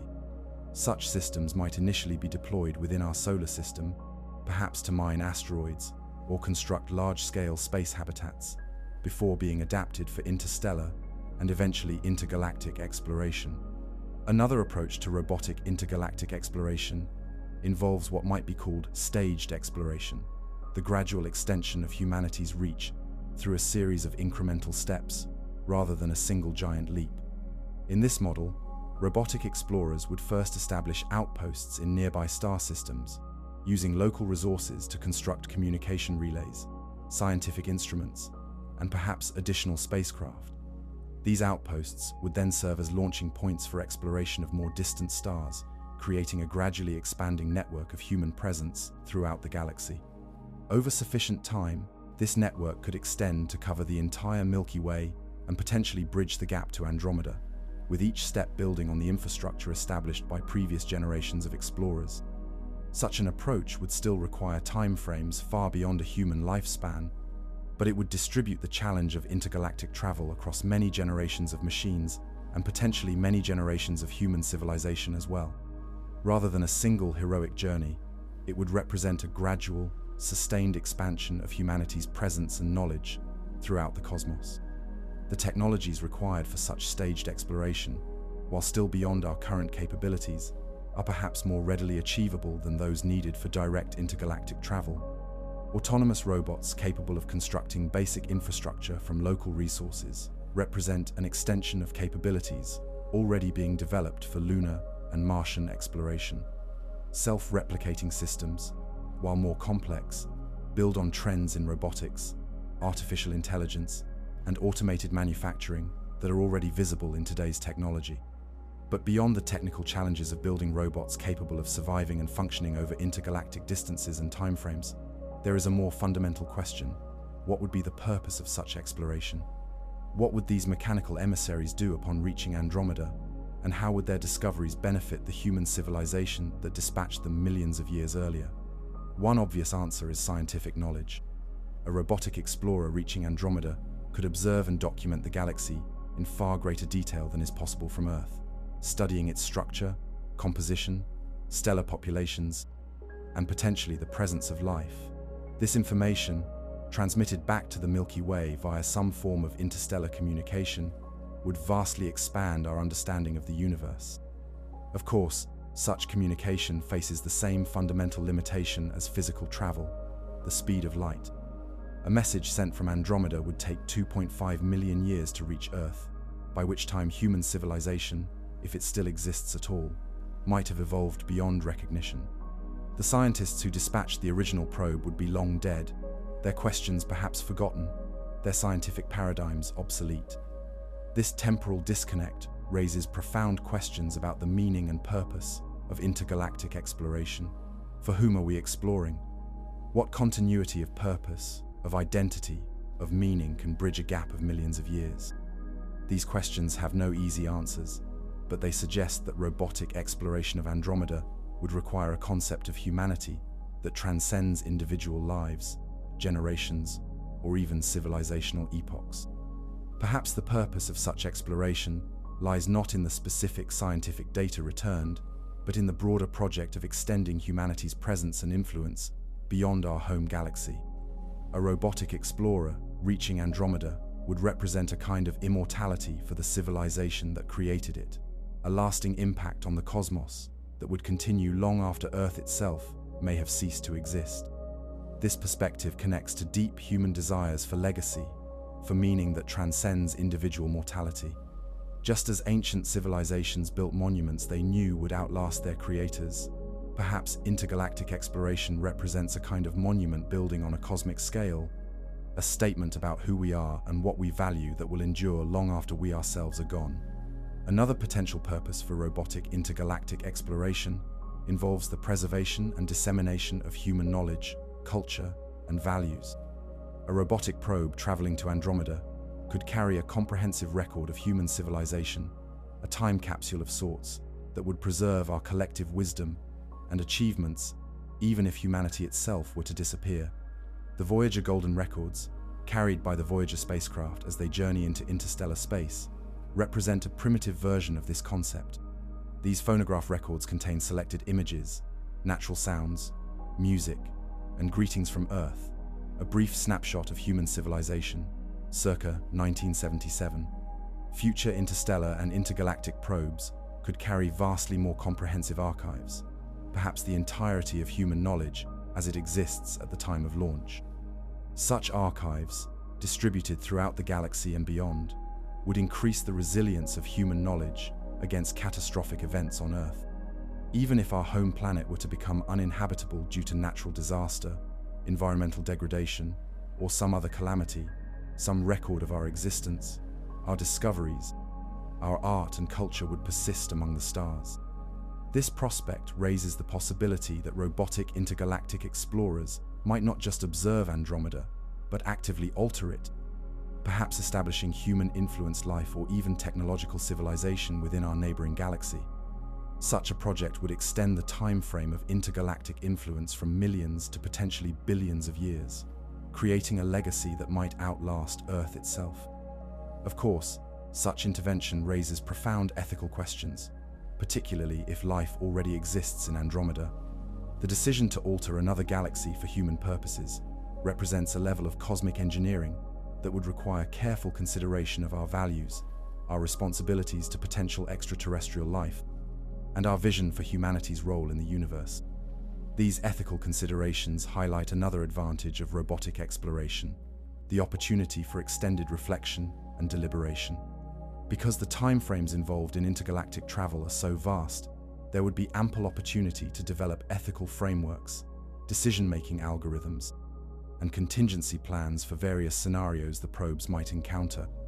Indeed, the programming of robotic intergalactic explorers would represent one of the most profound expressions of human values and priorities, a distillation of what we consider most important about our civilization and what aspects of it we wish to project into the cosmos. The decisions about what knowledge to preserve, what directives to follow, and what contingencies to plan for would require deep consideration of who we are and what we hope to become. This reflective process itself might prove valuable, regardless of whether the probes ever reach their destination. The act of contemplating what to send to Andromeda, what message to convey to a future potentially millions of years distant, forces us to consider our values from a cosmic perspective, to identify what is truly essential about human civilization and what is merely transitory. Beyond scientific knowledge and cultural preservation, robotic intergalactic explorers might serve another purpose, preparing the way for potential human settlement of Andromeda in the distant future. This concept, sometimes called directed panspermia, when applied to the spread of life more generally, envisions robots as the vanguard of a much longer-term project of human expansion beyond our home galaxy. Such preparation might involve surveying potential habitable worlds, establishing basic infrastructure, or even actively altering planetary environments to make them more suitable for human habitation. These processes, operating over timeframes of millions or billions of years, could gradually transform parts of Andromeda into regions capable of supporting human life, creating a potential refuge for humanity long after our home galaxy may have become uninhabitable. This vision of cosmic expansion represents perhaps the most ambitious conception of humanity's future, a project spanning timescales that dwarf not just human history, but potentially the entire lifespan of our species as we currently exist. It suggests a kind of evolutionary continuity in which the robots we create become not just our tools, but our descendants, carrying forward human influence in forms we may barely recognize. The technologies required for such long-term robotic missions would need to transcend our current approaches to machine intelligence and autonomy. Today's robots, even the most sophisticated, operate according to relatively fixed programs, with limited ability to adapt to truly novel situations or to develop new capabilities not envisioned by their designers. For a robot to function effectively over millions of years, navigating the unpredictable challenges of intergalactic space and the unknown environments of Andromeda would require a level of adaptability, creativity, and autonomy far beyond current systems. It would need to be able to learn from its experiences, modify its own programming, and perhaps even develop new goals and values in response to situations its creators could never have anticipated. This level of autonomy raises questions about the relationship between humans and our technological creations. Would a robot capable of surviving and functioning over intergalactic timeframes still be meaningfully human in its values, its goals, its perspective on the universe? Or would it inevitably evolve into something else entirely, an independent form of intelligence with its own priorities and purposes? Perhaps the most profound question raised by the prospect of robotic intergalactic exploration is whether the traditional distinction between human and machine remains meaningful over such vast spans of time and space. As our technology becomes increasingly sophisticated, the line between biological and artificial systems grows increasingly blurred, suggesting a potential future in which human consciousness might inhabit mechanical substrates or merge with artificial intelligence to create hybrid forms of awareness. In such a future, the robotic explorers sent to Andromeda might carry not just records of human civilization, but aspects of human consciousness itself, preserved in digital form or some more advanced medium we cannot currently imagine. These machines would then represent not just our emissaries, but extensions of ourselves, a kind of technological diaspora spreading human influence throughout the cosmos. This prospect connects to broader questions about the nature and future of consciousness, intelligence, and life itself. If consciousness can exist in non-biological substrates, if intelligence can evolve in silicon as readily as in carbon, then perhaps the distinction between human and robot becomes less about the physical medium and more about continuity of values, goals, and perspective. From this viewpoint, a robot that preserves and extends human values, that carries forward our curiosity, our creativity, our capacity for wonder and meaning-making, might be considered human in the ways that matter most, regardless of its physical composition. The robotic explorers of Andromeda would then represent not a replacement for human exploration, but its natural extension, the continuation of the human project of understanding and engaging with the cosmos through means adapted to the extreme challenges of intergalactic travel. This perspective also suggests that the time frames involved in intergalactic exploration, while vast by the standards of biological human lifespans, might be less prohibitive for consciousnesses that have transcended biological limitations. A being whose mind exists in a digital or post-digital substrate, who experiences time at rates of their own choosing, might perceive a journey of millions of years very differently than we do, perhaps experiencing it as a voyage of subjective days, months, or years, depending on how they choose to modulate their conscious experience. Such beings, whether considered human or post-human, would experience intergalactic travel in ways we can barely imagine, their subjective experience potentially compressed or expanded to match the demands and opportunities of the journey.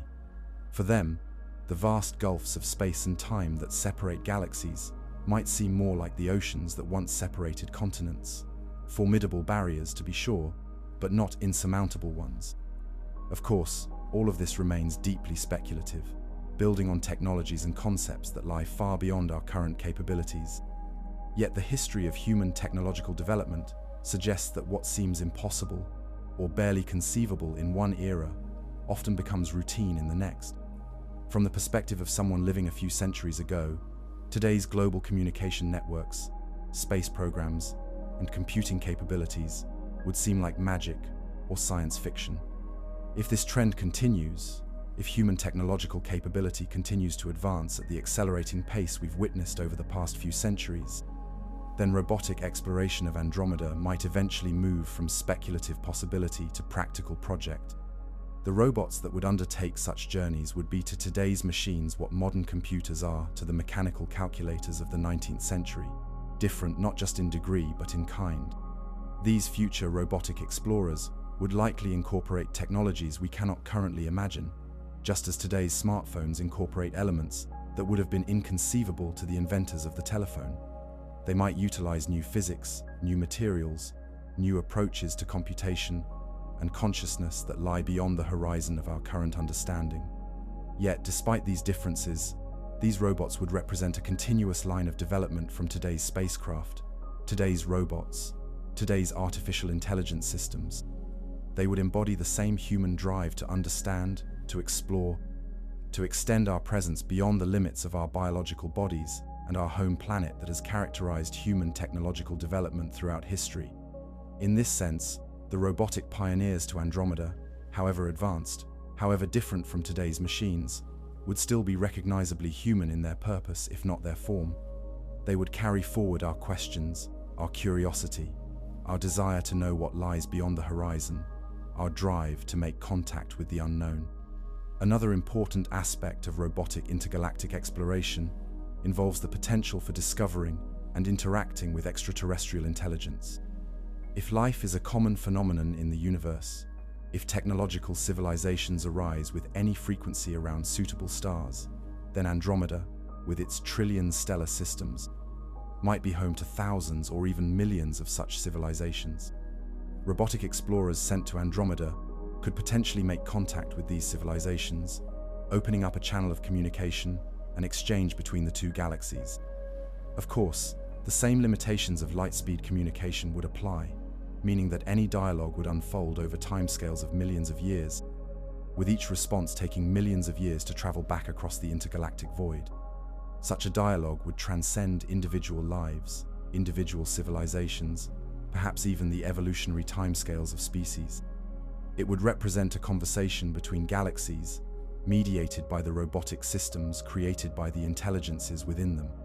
This prospect raises profound questions about the nature of such communication, the possibility of mutual understanding across such vast gulfs of time, space, and potentially evolutionary history.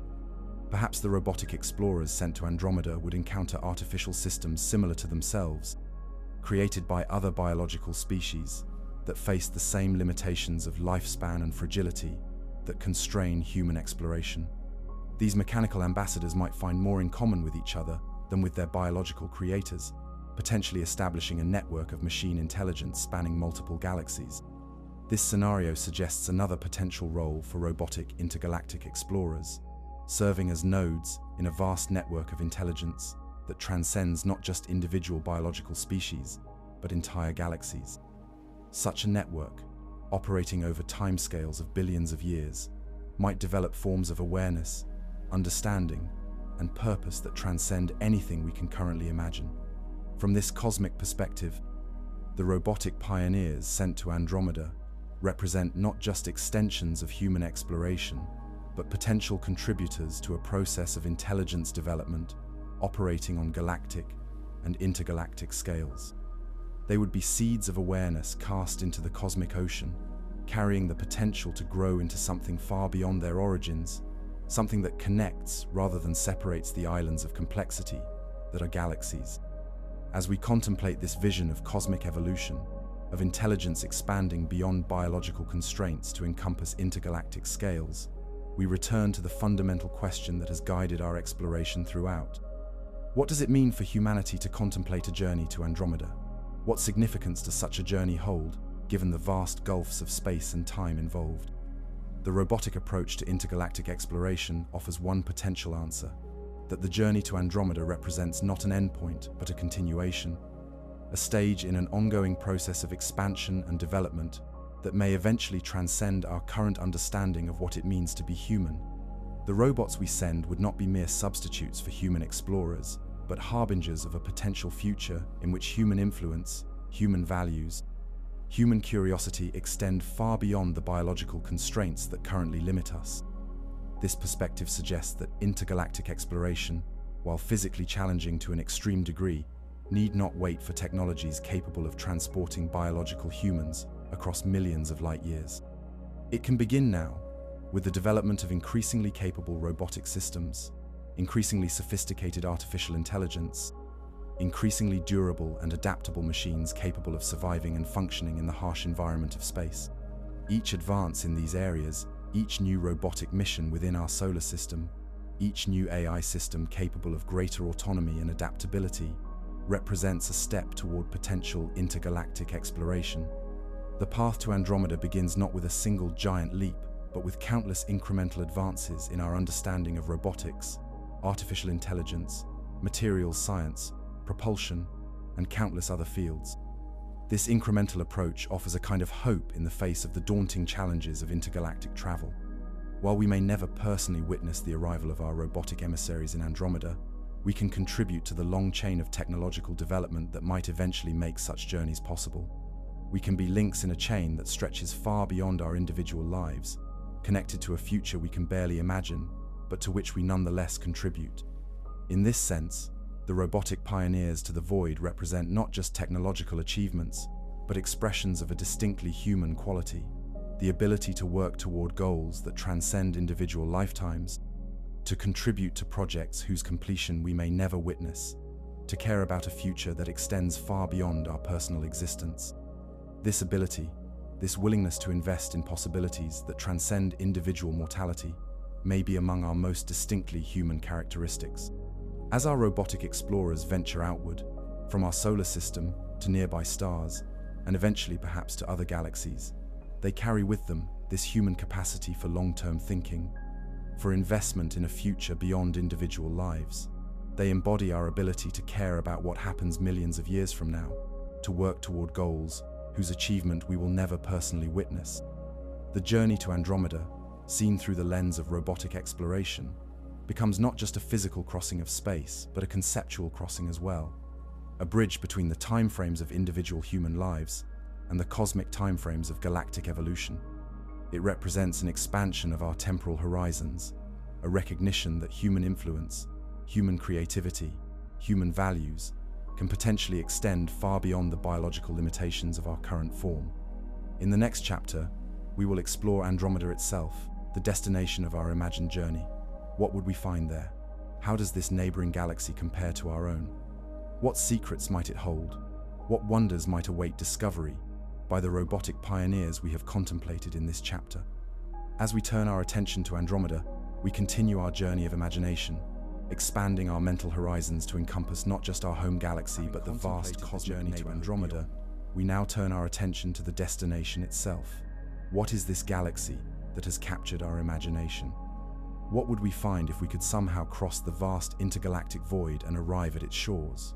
How does Andromeda compare to our own Milky Way, And what might it tell us about the past and future of our cosmic home? Andromeda, also known by its catalogue designation Messier 31 or M31, is the largest galaxy in our local group, a collection of more than 50 galaxies bound together by gravity. Located approximately 2.5 million light-years from Earth, it appears to the naked eye as a faint, fuzzy patch in the constellation Andromeda, from which it takes its common name. Through a small telescope or even binoculars, Andromeda reveals itself as an oval smudge of light, its brightness concentrated toward the center and gradually fading toward the edges. But this humble appearance belies the true nature of what we are seeing: a vast island of stars, a galaxy containing approximately 1 trillion stellar systems, each potentially surrounded by planets, moons, asteroids, and comets. To truly understand Andromeda, we must look beyond what our eyes can see to what our scientific instruments have revealed. Modern telescopes, observing across the electromagnetic spectrum, from radio waves to gamma rays, have painted a detailed portrait of our neighboring galaxy, revealing its structure, composition, history, and future. Like the Milky Way, Andromeda is a spiral galaxy, a flattened disk of stars orbiting around a central bulge, with spiral arms extending outward like the arms of a cosmic pinwheel.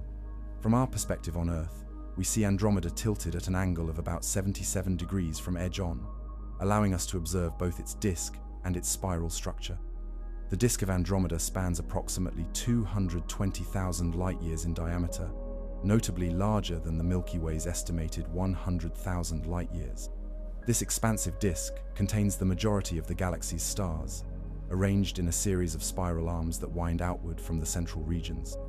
These spiral arms are not physical structures, but rather density waves, regions where stars and gas are temporarily compressed, similar to how cars bunch up in a traffic jam.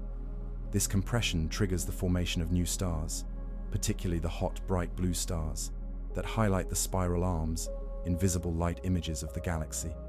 The spiral arms of Andromeda appear less tightly wound than those of the Milky Way, giving the galaxy a more open, diffuse appearance. This difference in structure may reflect differences in the two galaxies' formation histories, merger events, or interactions with neighboring systems. At the center of Andromeda lies a dense bulge of older, redder stars, similar to the bulge at the heart of our own galaxy. This region contains stars that formed early in the galaxy's history, many of them now in the later stages of their evolutionary cycles. The stellar populations here are typically metal-rich, containing elements heavier than hydrogen and helium that were forged in previous generations of stars. Deep within this central bulge lies a supermassive black hole, designated as M31 star, with a mass estimated at about 100 million times that of our Sun. This behemoth, while massive by stellar standards, is relatively quiet compared to the active black holes found in some other galaxies, emitting relatively little radiation as it slowly consumes matter from its surroundings. Surrounding the disk and bulge of Andromeda is a vast halo of stars, globular clusters, and dark matter. This roughly spherical region extends far beyond the visible disk, containing some of the oldest stars in the galaxy, as well as the mysterious dark matter that provides much of the gravitational glue holding the entire structure together. The stellar halo of Andromeda extends at least 300,000 light-years from the galactic center, containing stars that orbit far above and below the main disk. Many of these are among the oldest in the galaxy, forming a kind of living fossil record of Andromeda's earliest days. Scattered throughout this halo are globular clusters, tight spherical collections of hundreds of thousands of stars bound together by gravity. Andromeda contains at least 460 known globular clusters, significantly more than the Milky Way's estimated 150. These ancient stellar systems, many dating back to the very formation of the galaxy, provide valuable insights into Andromeda's early history and chemical evolution. Beyond the stars that we can see lies the dark matter halo, a vast region containing an invisible form of matter that interacts with normal matter primarily through gravity. While we cannot observe this dark matter directly, its presence is inferred from its gravitational effects on the visible stars and gas.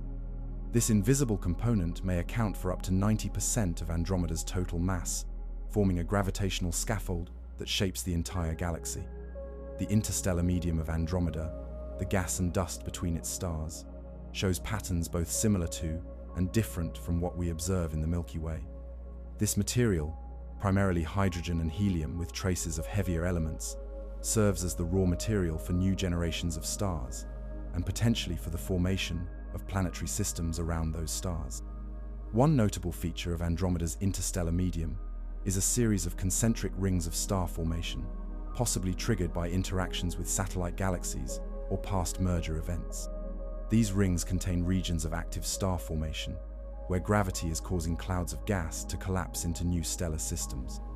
Andromeda's star formation rate, however, appears lower than that of the Milky Way, suggesting that our neighboring galaxy may be in a more advanced stage of evolution, having used up a greater proportion of its gas reserves. Current estimates suggest that Andromeda is forming new stars at a rate of about 1 solar mass per year, compared to the Milky Way's 1 to 2 solar masses per year. This difference in star formation rates reflects a broader pattern. Andromeda appears to be a slightly older, more evolved galaxy than the Milky Way. Its stellar populations contain a higher proportion of older, redder stars, and it has converted a larger fraction of its original gas content into stars over its long history. Like the Milky Way, Andromeda is not an isolated system but rather the largest member of a family of galaxies. It is orbited by at least 14 known satellite galaxies, smaller systems bound to it by gravity, similar to how the Large and Small Magellanic Clouds orbit our own galaxy. The two largest satellites of Andromeda are Messier 32 and Messier 110, both elliptical dwarf galaxies visible through amateur telescopes from Earth. These companions, along with numerous smaller satellites, interact gravitationally with Andromeda, influencing its structure and evolution over billions of years. Evidence suggests that Andromeda has grown to its current size partly through the consumption of smaller galaxies, a process known as galactic cannibalism. The extended stellar streams observed in its halo represent the remnants of past meals, smaller galaxies torn apart by Andromeda's gravitational pull and gradually absorbed into the larger system. This process of galactic mergers and acquisitions is a common feature of galaxy evolution throughout the universe. Larger galaxies grow by consuming smaller ones, their gravitational pull stripping stars, gas, and dark matter from less massive neighbors, and incorporating this material into their own structures. Andromeda itself appears to have experienced a significant merger event about 2 billion years ago, when it absorbed a galaxy perhaps a 20th of its size. This cosmic collision triggered a burst of star formation and left behind telltale signs in the galaxy's structure and stellar populations that astronomers can still observe today. And the process continues. Andromeda and the Milky Way, along with the smaller members of the local group, are engaged in a gravitational dance that will ultimately lead to a collision between the two giant spirals. We will explore this future merger in more detail in the next chapter, but for now, it serves as a reminder that galaxies are not static entities, but dynamic systems, evolving and changing over billions of years. If we were to somehow travel to Andromeda, what would we find in terms of planetary systems, potentially habitable worlds, or even life? While we cannot directly observe planets in Andromeda with current technology, what we know about planet formation in our own galaxy suggests that planetary systems are likely common throughout our neighboring galaxy as well. Stars form from collapsing clouds of gas and dust, and this process naturally tends to create a flattened disk of material around the newborn star. Within this protoplanetary disk, solid particles gradually clump together, forming planetesimals and eventually planets. This process appears to be a natural consequence of star formation, suggesting that many, perhaps most, stars should host some form of planetary system. In our own galaxy, observations by the Kepler Space Telescope and other instruments have revealed that planets are indeed common, with most stars hosting at least one planet. The diversity of these systems is astonishing, from hot Jupiters orbiting close to their stars to super-Earths and mini-Neptunes, with no direct analogues in our solar system, to rocky worlds potentially similar to Earth. If similar patterns hold in Andromeda, with its trillion stars, the galaxy may contain hundreds of billions of planets, a staggering number of worlds with an equally staggering diversity of conditions and characteristics.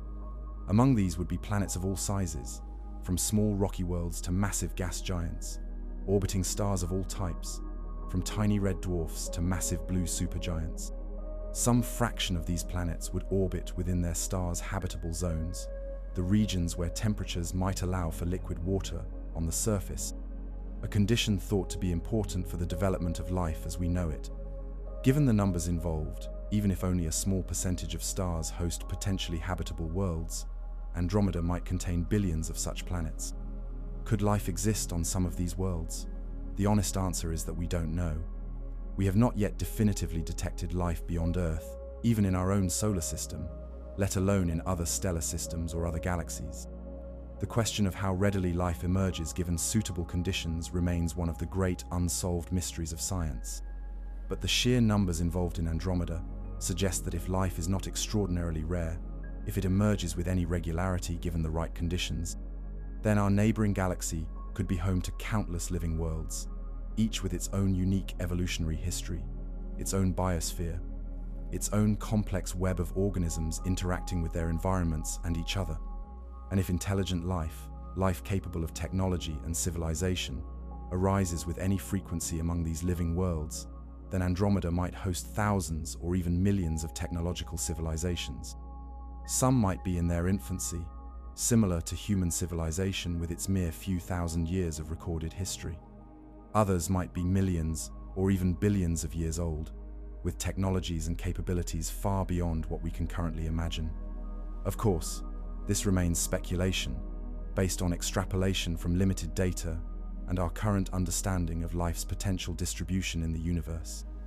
But the possibility that Andromeda contains not just stars and planets, but living worlds, perhaps even civilizations, gazing back at us across the intergalactic void, adds another dimension to our contemplation of this neighboring galaxy.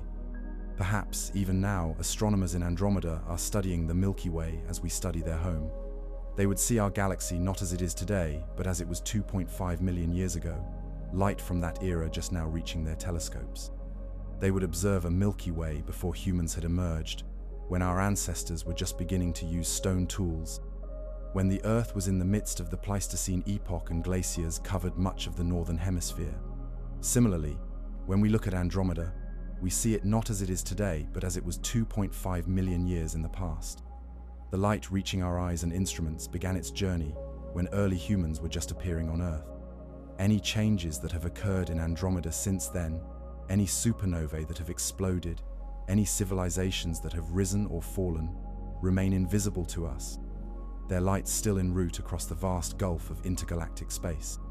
This temporal disconnect, a consequence of the finite speed of light, means that our observations of Andromeda are always historical, never capturing the galaxy as it exists in the present moment. It is as if we were studying an ancient civilization through artifacts and records, piecing together its nature and history from incomplete evidence, always aware that the reality may have changed in ways we cannot yet perceive. Despite this limitation, modern astronomy has revealed a wealth of detail about Andromeda, painting a portrait of a galaxy that is in many ways similar to our own, yet distinct in its specific characteristics and evolutionary history. Like the Milky Way, Andromeda is a massive spiral galaxy, part of the local group, with a similar overall structure and composition. Yet it is larger, somewhat older, with a different pattern of star formation and a unique history of mergers and interactions with neighboring galaxies. Let us explore some of these distinctive features of Andromeda in more detail, beginning with its size and mass. Current estimates suggest that Andromeda contains approximately 1 trillion stars, roughly twice the estimated stellar population of the Milky Way.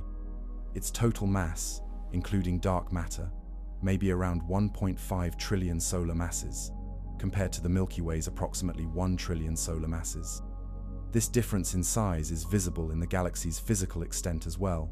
Andromeda's disk spans about 220,000 light-years, compared to the Milky Way's 100,000 light-years. Its central bulge is also larger and more prominent, suggesting a different history of star formation and galactic mergers. The stars of Andromeda, like those of the Milky Way, span a wide range of types, masses, ages, and compositions. They range from tiny red dwarfs, the most common type of star, barely a tenth the mass of our Sun and shining with a dim, ruddy light, to massive blue supergiants, tens or even hundreds of times more massive than the Sun, blazing with intense blue-white brilliance. The oldest stars in Andromeda, found primarily in the halo and globular clusters, may be nearly as old as the universe itself, forming perhaps 13 billion years ago, when the cosmos was still in its infancy. These ancient suns, now in the late stages of their evolutionary cycles, provide a window into the early history of galaxy formation, a time when the first elements heavier than hydrogen and helium were just beginning to be forged in stellar cores and scattered by supernovae. At the other extreme, the youngest stars in Andromeda are still in the process of formation, condensing from clouds of gas and dust in the galaxy's spiral arms. These stellar nurseries, visible as bright regions in ultraviolet and infrared images, represent the continuing process of star birth that has characterized galaxies like Andromeda throughout their long histories. Between these extremes lie stars of all ages and types, from main sequence stars like our Sun, steadily fusing hydrogen into helium in their cores, to red giants nearing the ends of their lives, their outer layers expanding as their core fusion processes change and intensify. Each of these stars represents a unique system, with its own potential family of planets and its own evolutionary trajectory. The diversity of stellar types in Andromeda creates a tapestry of light ranging across the electromagnetic spectrum.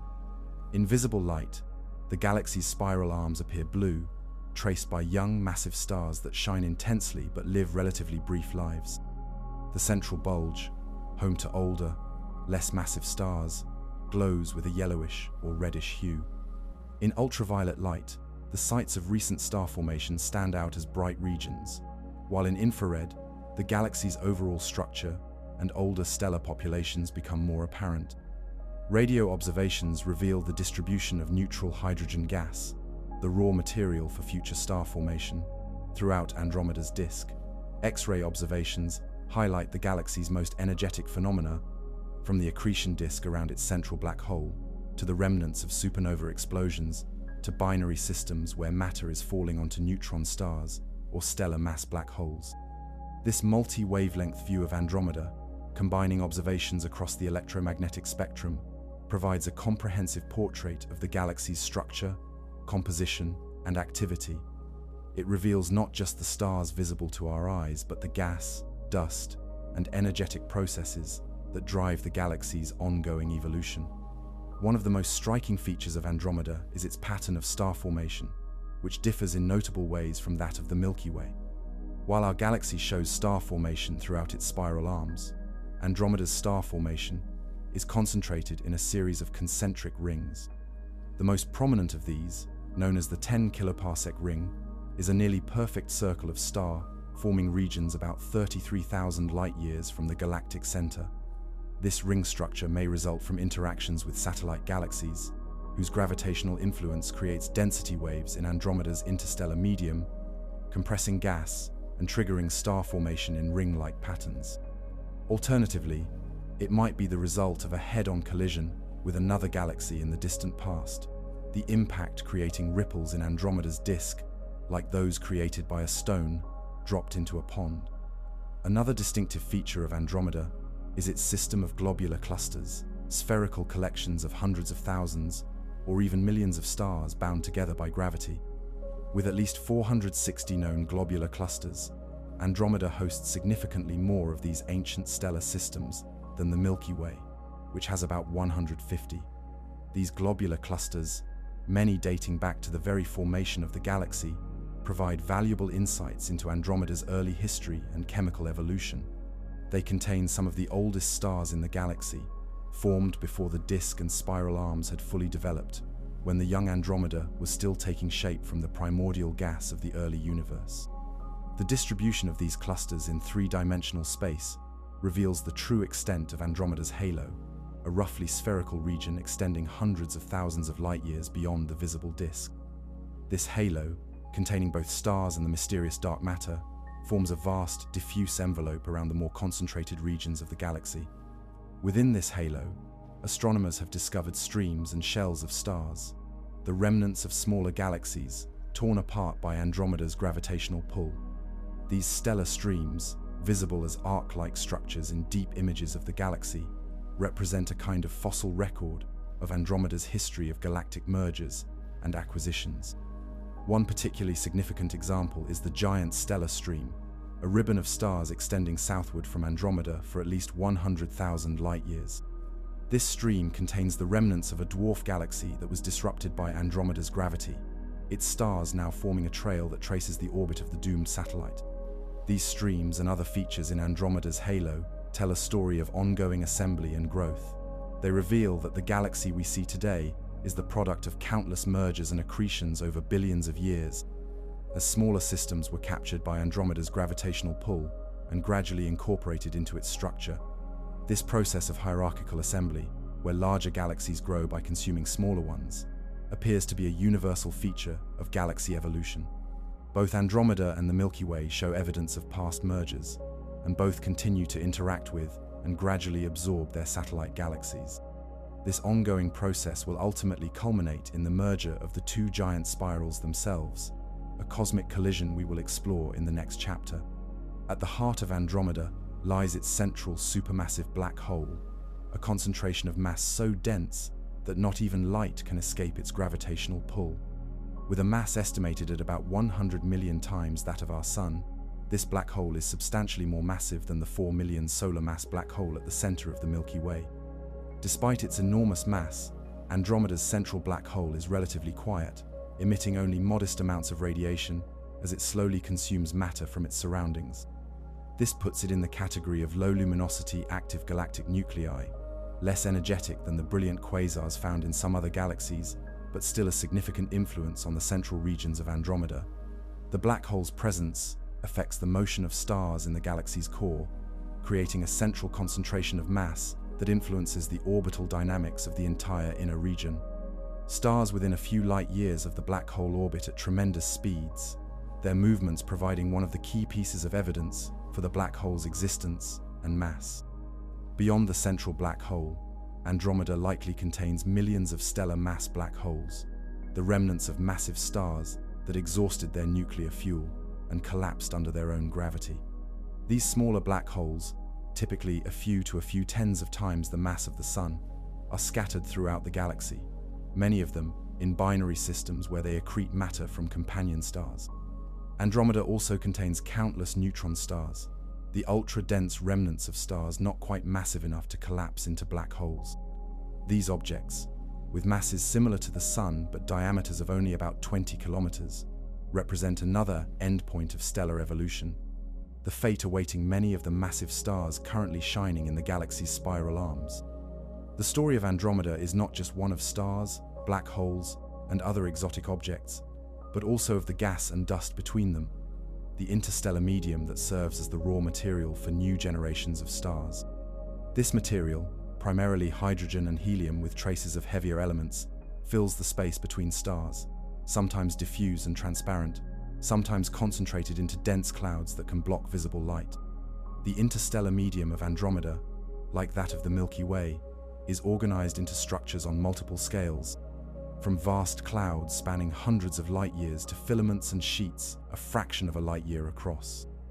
Within the densest regions of these clouds, gravity can overcome the gas's natural tendency to disperse, leading to collapse and the formation of new stars.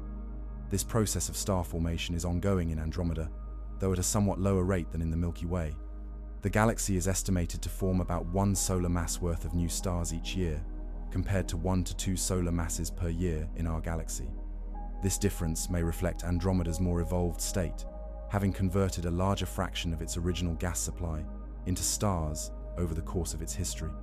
The metallicity of Andromeda, the proportion of elements heavier than hydrogen and helium in its stars and gas, provides another clue to its evolutionary history. Like the Milky Way, Andromeda shows a gradient in metallicity, with stars in the central regions containing a higher proportion of heavy elements than those in the outer disk and halo. This pattern reflects the progressive enrichment of the interstellar medium over time, as successive generations of stars forge heavier elements in their cores and disperse them through stellar winds and supernova explosions. The central regions, where star formation has been most intense and prolonged, show the highest levels of enrichment, while the outer regions, where star formation has been less active, retain a more primordial composition. Overall, Andromeda appears to have a slightly higher average metallicity than the Milky Way, consistent with its status as a somewhat older, more evolved galaxy. This difference in chemical composition would influence the nature of any planets formed in the two galaxies, potentially affecting their geology, atmospheres, and suitability for life. As we have explored the various components and characteristics of Andromeda, a portrait emerges of a galaxy that is in many ways similar to our own, yet distinct in its specific features and evolutionary history. Like the Milky Way, Andromeda is a massive spiral galaxy, part of the local group, with a similar overall structure and composition. Yet it is larger, somewhat older, with a different pattern of star formation and a unique history of mergers and interactions with neighboring galaxies. This comparison raises a broader question. To what extent is Andromeda representative of spiral galaxies in general? How typical or atypical are both it and the Milky Way in the broader context of galaxy evolution throughout the universe? While the Milky Way and Andromeda are the two largest spirals in the local group, they represent just two examples of a vast population of spiral galaxies scattered throughout the cosmos. Astronomers estimate that about 60% of galaxies in the local universe are spirals, making them the most common type of large galaxy. Within this broad category, spirals show tremendous diversity in size, mass, structure, star formation rate, and other characteristics. Some, like the Milky Way and Andromeda, are massive systems with prominent bulges and well-defined spiral arms. Others are smaller, with less pronounced bulges and flocculent, or fluffy spiral patterns. Still others show distorted or asymmetric structures due to recent interactions with neighboring galaxies. In this context, both the Milky Way and Andromeda appear to be fairly typical large spiral galaxies, neither at the extreme ends of the distribution in terms of size, mass, or structure. Both fall into the category of mildly active star-forming galaxies, neither as intensely active as starburst galaxies, nor as quiescent as many elliptical systems. Perhaps the most distinctive feature of the Milky Way and Andromeda is not their individual characteristics, but their relationship to each other. As the two dominant members of the local group, bound together by gravity and headed for an eventual merger, they represent a relatively common phenomenon in the universe. A pair of large galaxies in the process of becoming a single system. This impending merger, which we will explore in detail in the next chapter, highlights an important aspect of galaxy evolution: the role of environment in shaping the development of individual systems. Galaxies do not evolve in isolation, but in the context of their surrounding cosmic environment, influenced by the gravitational pull of their neighbors and the broader distribution of matter in their vicinity. For Andromeda, this environmental influence has shaped its history and will determine its future. The satellite galaxies that orbit it, the past mergers that have contributed to its growth, and the approaching collision with the Milky Way all represent aspects of this environmental context, a web of gravitational interactions that has influenced the galaxy's development throughout its long history. If we could somehow visit Andromeda, what would we experience? From a distance, approaching the galaxy from intergalactic space, we would see it much as we do from Earth, but with increasing detail as we drew closer. The fuzzy patch visible from Earth would resolve into individual stars, first the brightest supergiants, and then, as we approached, stars similar to our Sun, and eventually the dim red dwarfs that constitute the majority of the galaxy's stellar population. The spiral arms would become increasingly apparent, their blue tint highlighting regions of recent star formation, interspersed with darker lanes of dust that obscure the light from stars behind them. The central bulge would glow with the yellowish light of older stars, a concentration of brightness at the heart of the vast stellar disk. As we entered the galaxy itself, the view would change dramatically. Rather than seeing Andromeda as a single entity, we would find ourselves surrounded by stars in all directions, similar to the night sky as seen from Earth, but with many more stars visible due to their proximity. The overall structure of the galaxy would no longer be apparent from our position within it, just as we cannot directly observe the spiral structure of the Milky Way from our location within its disk. The night sky from a hypothetical planet in Andromeda would differ from that seen from Earth in several notable ways. The most obvious would be the appearance of the Milky Way, which would be visible as a large, bright spiral galaxy in the night sky, far more prominent than Andromeda appears from Earth, due to the Milky Way's slightly smaller size and the different angle from which it would be viewed. The distribution of stars in the night sky would also differ, reflecting the planet's position within Andromeda. Depending on its location, the planet might have a clear view of the galaxy's central regions, or it might be situated in the disk with a view more similar to what we see from Earth, with the galactic plane appearing as a band of light across the sky.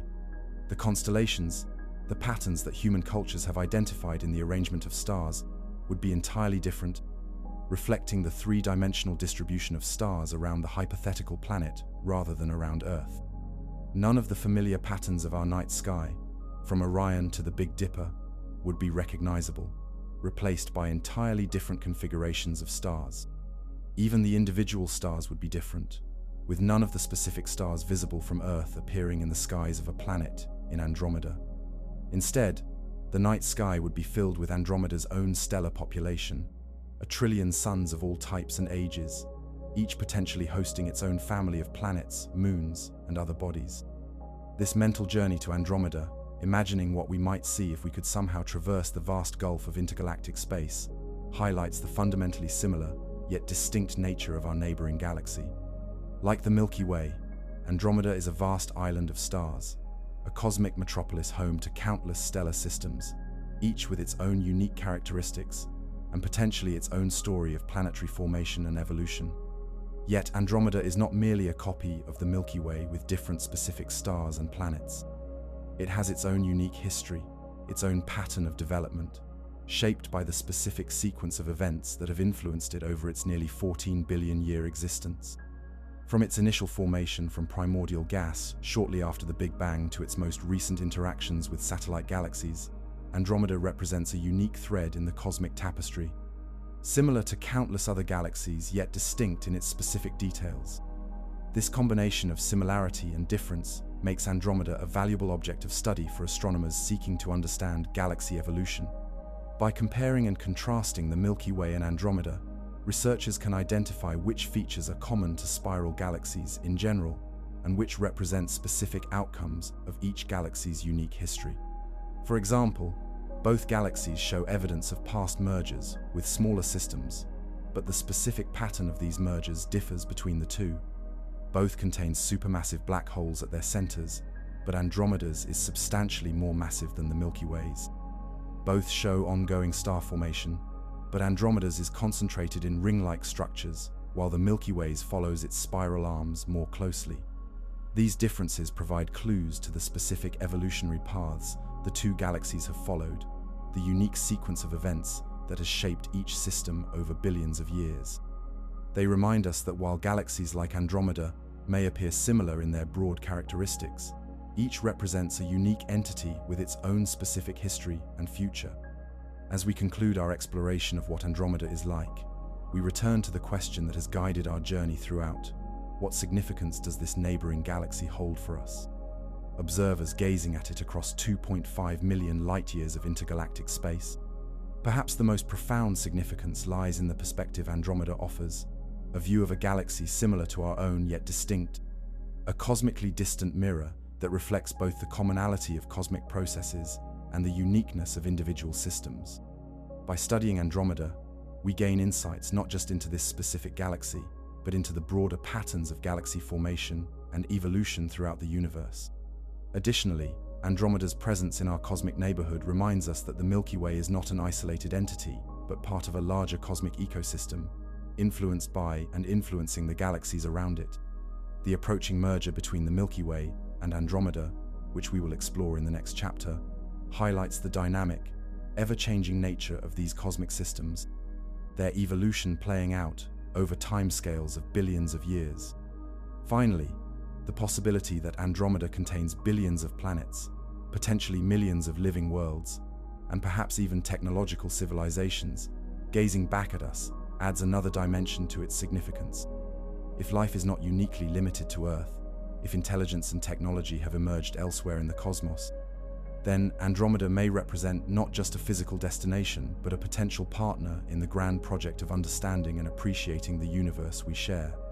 In this sense, Andromeda stands as both a scientific object of study and a symbolic presence in our cosmic consciousness, a reminder of the vastness and richness of the universe beyond our home galaxy. It challenges us to expand our mental horizons, to consider timescales and distances far beyond human experience, to imagine worlds and possibilities that lie beyond our direct observation, but within the realm of scientific inference and reasoned speculation.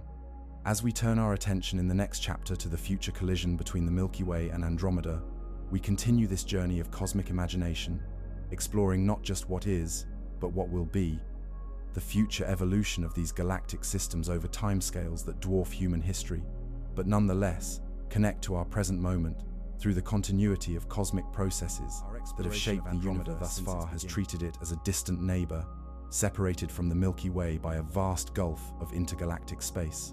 But this separation is temporary. In the cosmic future, the two galaxies are destined to meet, collide, and ultimately merge into a single enormous system. This future collision represents one of the most dramatic events in the local cosmic neighborhood, a transformation that will reshape the night sky and potentially influence the course of any civilizations that may witness it. The evidence for this impending merger comes from precise measurements of Andromeda's motion relative to the Milky Way. While the universe as a whole is expanding, with most galaxies moving away from each other, Andromeda and the Milky Way are actually moving toward each other at a speed of about 110 kilometers per second. This approach is partly due to the mutual gravitational attraction between the two galaxies and partly due to their shared membership in the local group, a gravitationally bound collection of more than 50 galaxies that moves through space as a unit. Within this group, individual galaxies orbit around their common center of mass, much as planets orbit around the Sun in our solar system. Based on current measurements, astronomers predict that the Milky Way and Andromeda will begin their cosmic dance in about 4.5 billion years, with the first close approach occurring approximately 5.5 billion years from now. This timeline places the initial collision around the same time that our Sun is expected to exhaust the hydrogen in its core and enter the red giant phase of its evolution, potentially expanding to engulf the inner planets of our solar system. The timing raises an intriguing possibility. Any civilization still present in either galaxy billions of years from now might witness both the transformation of their parent star and the collision of their home galaxy with its massive neighbor, a double apocalypse unfolding on stellar and galactic scales simultaneously. But what exactly will happen when these two giant spiral galaxies collide? The word collision might conjure images of stars crashing into each other in cataclysmic explosions, but the reality is both more subtle and more profound. To understand this future merger, we need to consider the nature of galaxies and the vast spaces that separate even neighboring stars. Galaxies are primarily empty space. The stars within them, though numbering in the hundreds of billions, are separated by distances that dwarf their sizes. Our Sun, a fairly average star, has a diameter of about 1.4 million kilometers, but the nearest star to us, Proxima Centauri, is about 40 trillion kilometers away. That's nearly 30 million solar diameters of empty space between neighboring stars. Because of these vast separations, direct collisions between stars during a galaxy merger are extremely rare. Astronomers estimate that when the Milky Way and Andromeda merge, despite the trillions of stars involved, only a few hundred are likely to directly impact each other. The odds of any particular star, including our Sun, colliding with another star during the merger are vanishingly small, roughly 1 in a trillion. Instead of stars colliding, the primary interaction during a galaxy merger involves the gravitational distortion of the galaxy's structures. As the two galaxies approach each other, their mutual gravitational pull begins to distort their shapes, drawing out long tidal tails of stars, gas, and dust. These tidal effects can be observed in currently merging galaxies throughout the universe, creating some of the most spectacular astronomical images captured by our telescopes. The interstellar gas and dust within the two galaxies, unlike the stars, will directly interact. Clouds of gas will collide, compress, and trigger bursts of new star formation.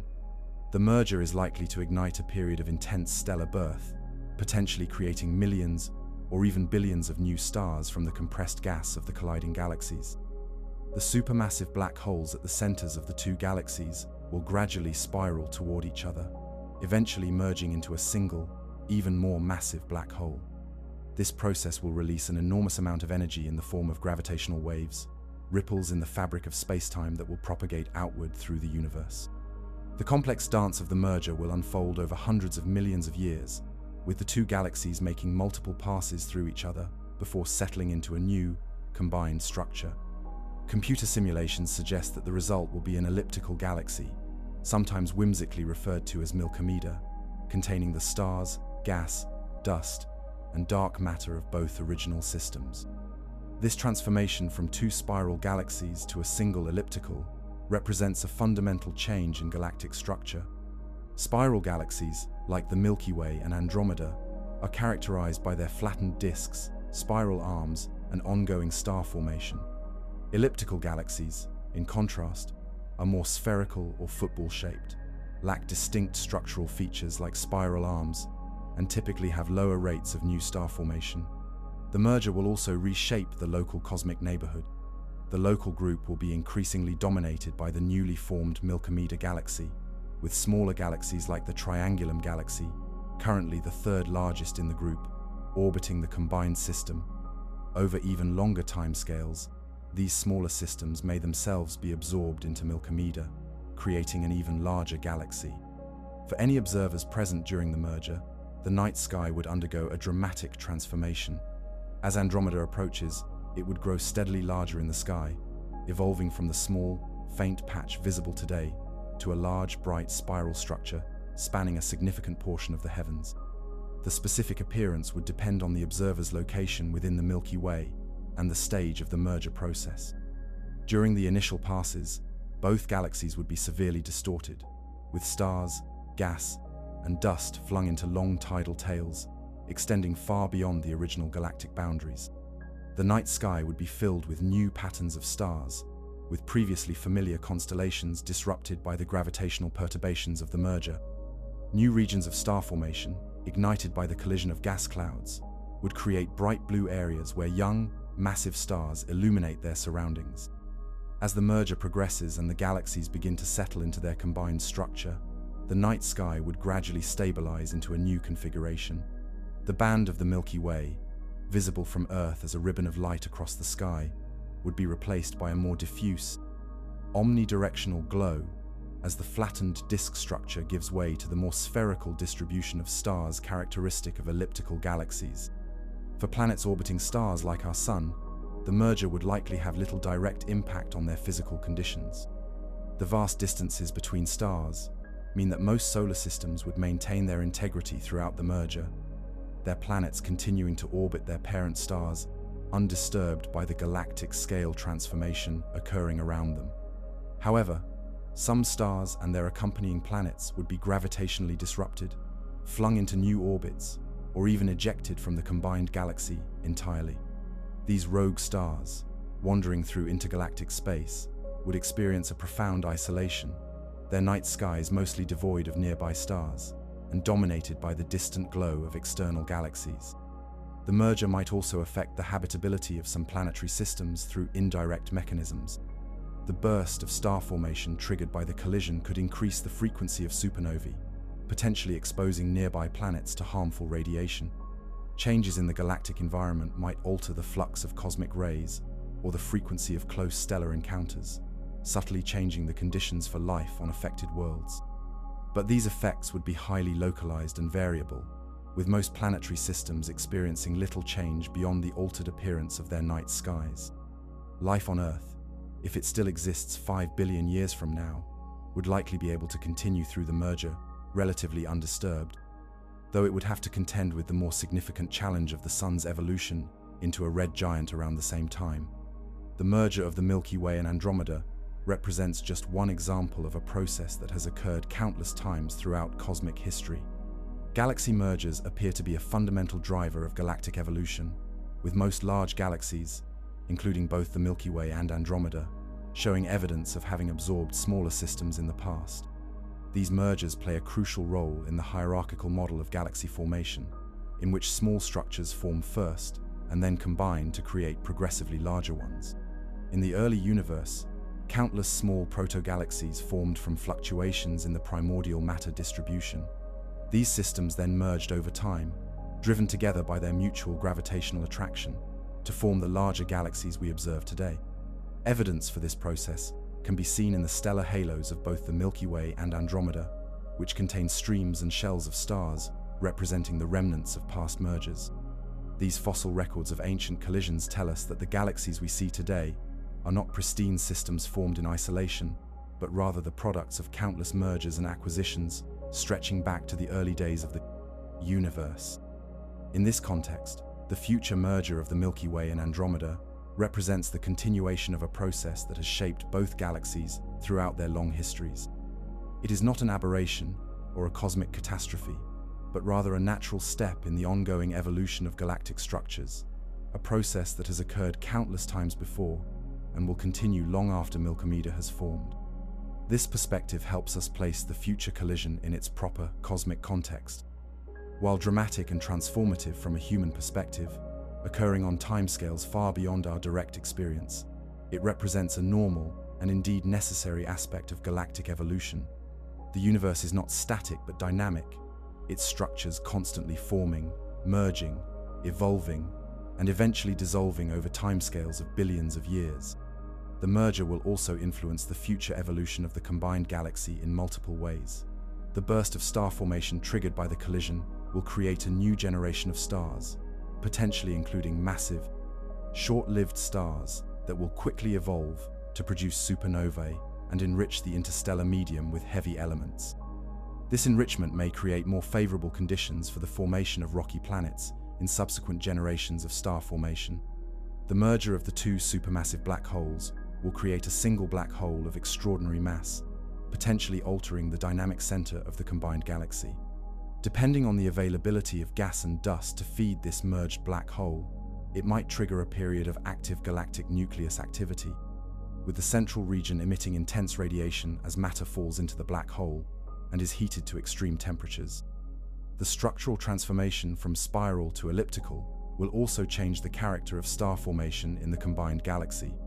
Spiral galaxies typically have ongoing star formation in their disks, particularly along their spiral arms where gas is compressed by density waves. Elliptical galaxies, with their more uniform structure, generally have lower rates of star formation and contain predominantly older, stellar populations. This shift might create a less hospitable environment for life over the very long term, as the formation of new stars and planetary systems slows. However, this process would unfold over tens of billions of years, a time frame so vast that it exceeds not just human history, but potentially the entire future lifespan of our species in its current form. For civilizations that might exist during the merger, whether human descendants or entirely different species, the collision would offer unprecedented opportunities for scientific study. A galaxy merger represents a natural laboratory for understanding gravitational dynamics on the largest scales, the physics of interstellar gas collisions, the process of triggered star formation, and countless other phenomena. These observers would have front-row seats to one of the most dramatic processes in galaxy evolution, an opportunity to witness directly what astronomers today can only study by finding examples of currently merging galaxies elsewhere in the universe. The data gathered during such an event would be invaluable for understanding the formation and evolution of galactic structures throughout cosmic history. Beyond the scientific opportunities, the merger might also facilitate interstellar travel and communication for any advanced civilizations present at the time.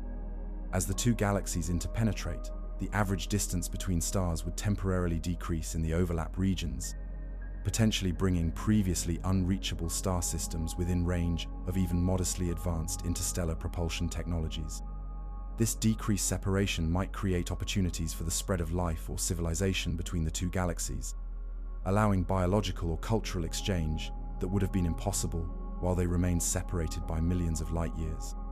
In this sense, the merger could create a larger arena for life and intelligence to develop and interact, a combining of two potentially separate evolutionary histories into a shared future. Of course, all of this remains speculation, based on our current understanding of galaxy dynamics, star formation, and the potential distribution of life in the universe. The actual course of the merger and its implications for any observers present may differ in details from what we can currently predict. The uncertainty increases the further we project into the future, with the final state of Milkomeda, billions of years after the initial collision, particularly difficult to predict with confidence. What we can say with relative certainty is that the merger represents a fundamental transformation in our local cosmic environment, a change that will alter the context in which life and potentially civilization in our galaxy exists. It reminds us that the universe is not a static backdrop against which life unfolds, but a dynamic, evolving system that changes on multiple timescales, from the human to the cosmic. This dynamic quality of the universe raises broader questions about the long-term fate of galaxies, stars, and life itself. The merger of the Milky Way and Andromeda represents just one step in the ongoing evolution of cosmic structures, a process that will continue long after Andromeda has formed and stabilized. Current cosmological models, based on observations of the universe's expansion and the influence of dark energy, suggest that galaxies beyond our local group are receding from us at an accelerating rate. Over timescales of tens to hundreds of billions of years, most external galaxies will move beyond our cosmic horizon, becoming undetectable even in principle from our location. The local group, bound together by gravity, will remain as an island in an increasingly empty cosmos, with Andromeda as its dominant member. Within this isolated system, stars will continue to form, live, and die, but at an ever-decreasing rate as the available gas is gradually converted to stars, and then to stellar remnants like white dwarfs, neutron stars, and black holes. Over even longer timescales, measured in trillions of years, stellar formation will cease entirely as the last reserves of gas are exhausted. The existing stars will gradually burn out, leaving behind a galaxy composed primarily of dark stellar remnants, with perhaps a few dim red dwarfs as the last shining stars in an otherwise dark galaxy. This far future, though fascinating to contemplate, lies so far beyond our current experience that its details remain highly speculative. What seems clear, however, is that the universe undergoes cycles of creation and dissolution, of merging and separation, on timescales that dwarf human experience, but nonetheless connect to our present moment through the continuity of physical laws and processes. The future collision of the Milky Way and Andromeda, while still billions of years away, represents a connection between our present moment and this cosmic future. The observations we make today, the data we gather about the motion of Andromeda relative to the Milky Way, allow us to predict an event that will occur long after our individual lives, our civilization, and perhaps even our species has passed from the scene. This connection across vast spans of time highlights one of the most profound aspects of science, its ability to extend our mental horizons beyond our direct experience, to comprehend processes and events that unfold on timescales far beyond a human lifetime. Through science, we become witnesses to the universe's past and future, connected to the cosmic story in ways that transcend our brief individual existence. The future collision also raises questions about the potential role of intelligent life in cosmic evolution. Currently, human influence is limited to Earth and its immediate vicinity, with our most distant spacecraft just beginning to venture into interstellar space. But if intelligence and technology continue to evolve over the billions of years before the merger, it's conceivable that advanced civilizations might play a more significant role in shaping the outcome. Could sufficiently advanced technology alter the course of galactic evolution? Might future civilizations develop methods to influence star formation, to direct the motions of stellar systems, or even to modify the trajectory of entire galaxies?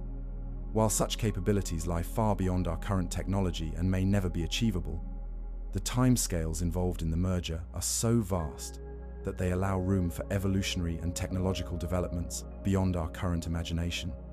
This possibility connects to broader questions about the potential long-term role of intelligence in cosmic evolution.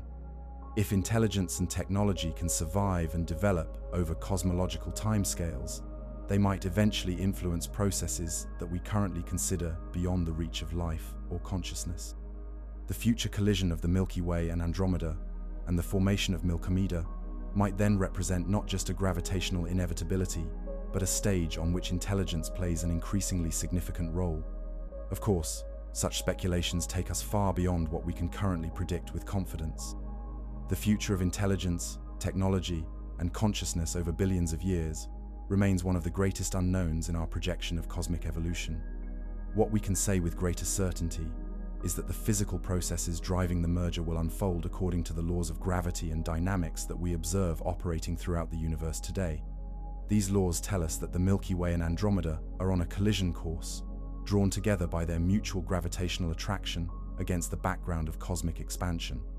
They tell us that the result will be a transformation from two spiral galaxies to a single elliptical, a change in structure that reflects the conversion of ordered rotational motion to random stellar orbits through the complex gravitational interactions of the merger. The details of this process have been modeled through sophisticated computer simulations, which track the motions of stars, gas, dust, and dark matter under the influence of gravity.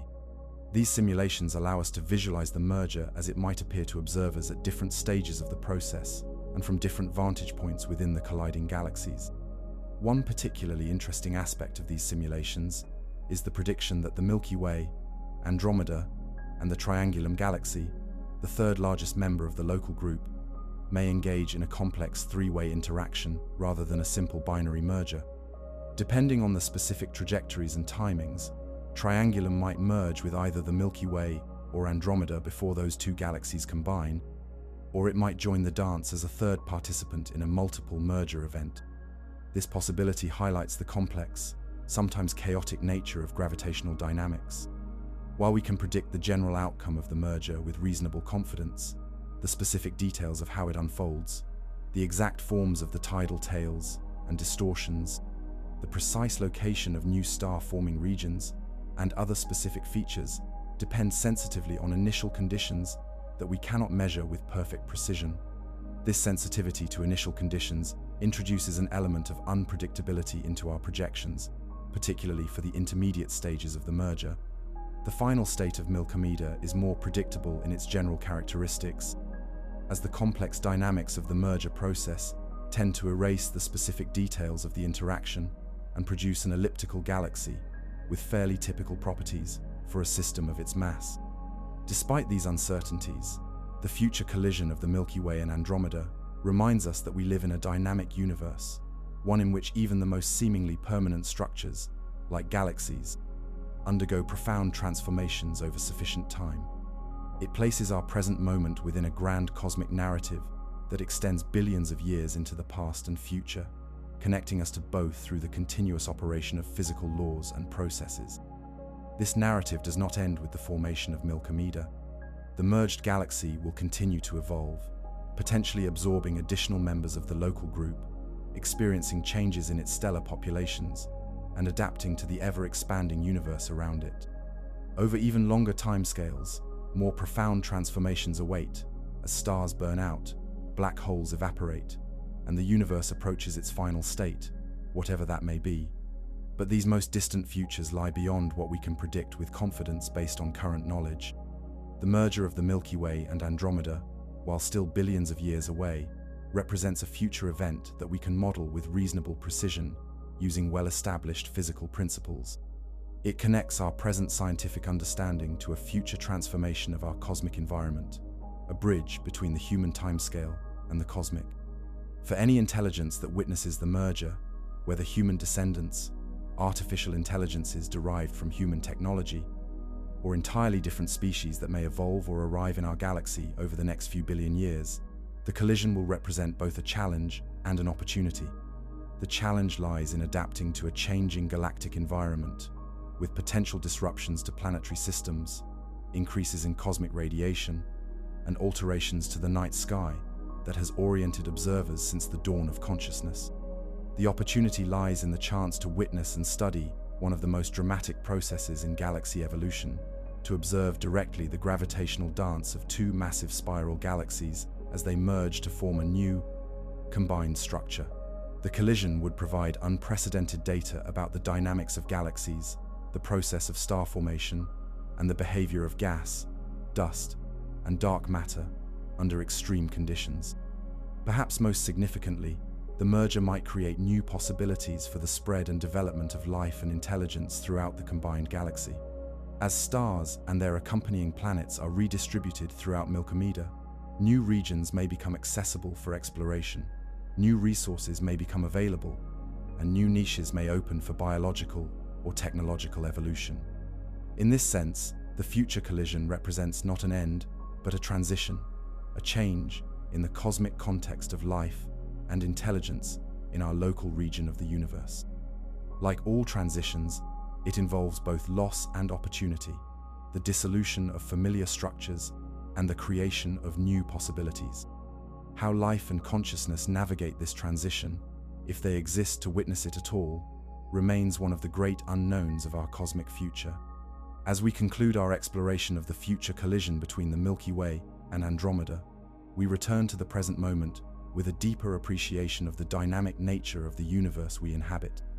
The galaxies we observe today, seemingly permanent features of the cosmos, are in fact temporary configurations in an ongoing process of formation, interaction, and transformation.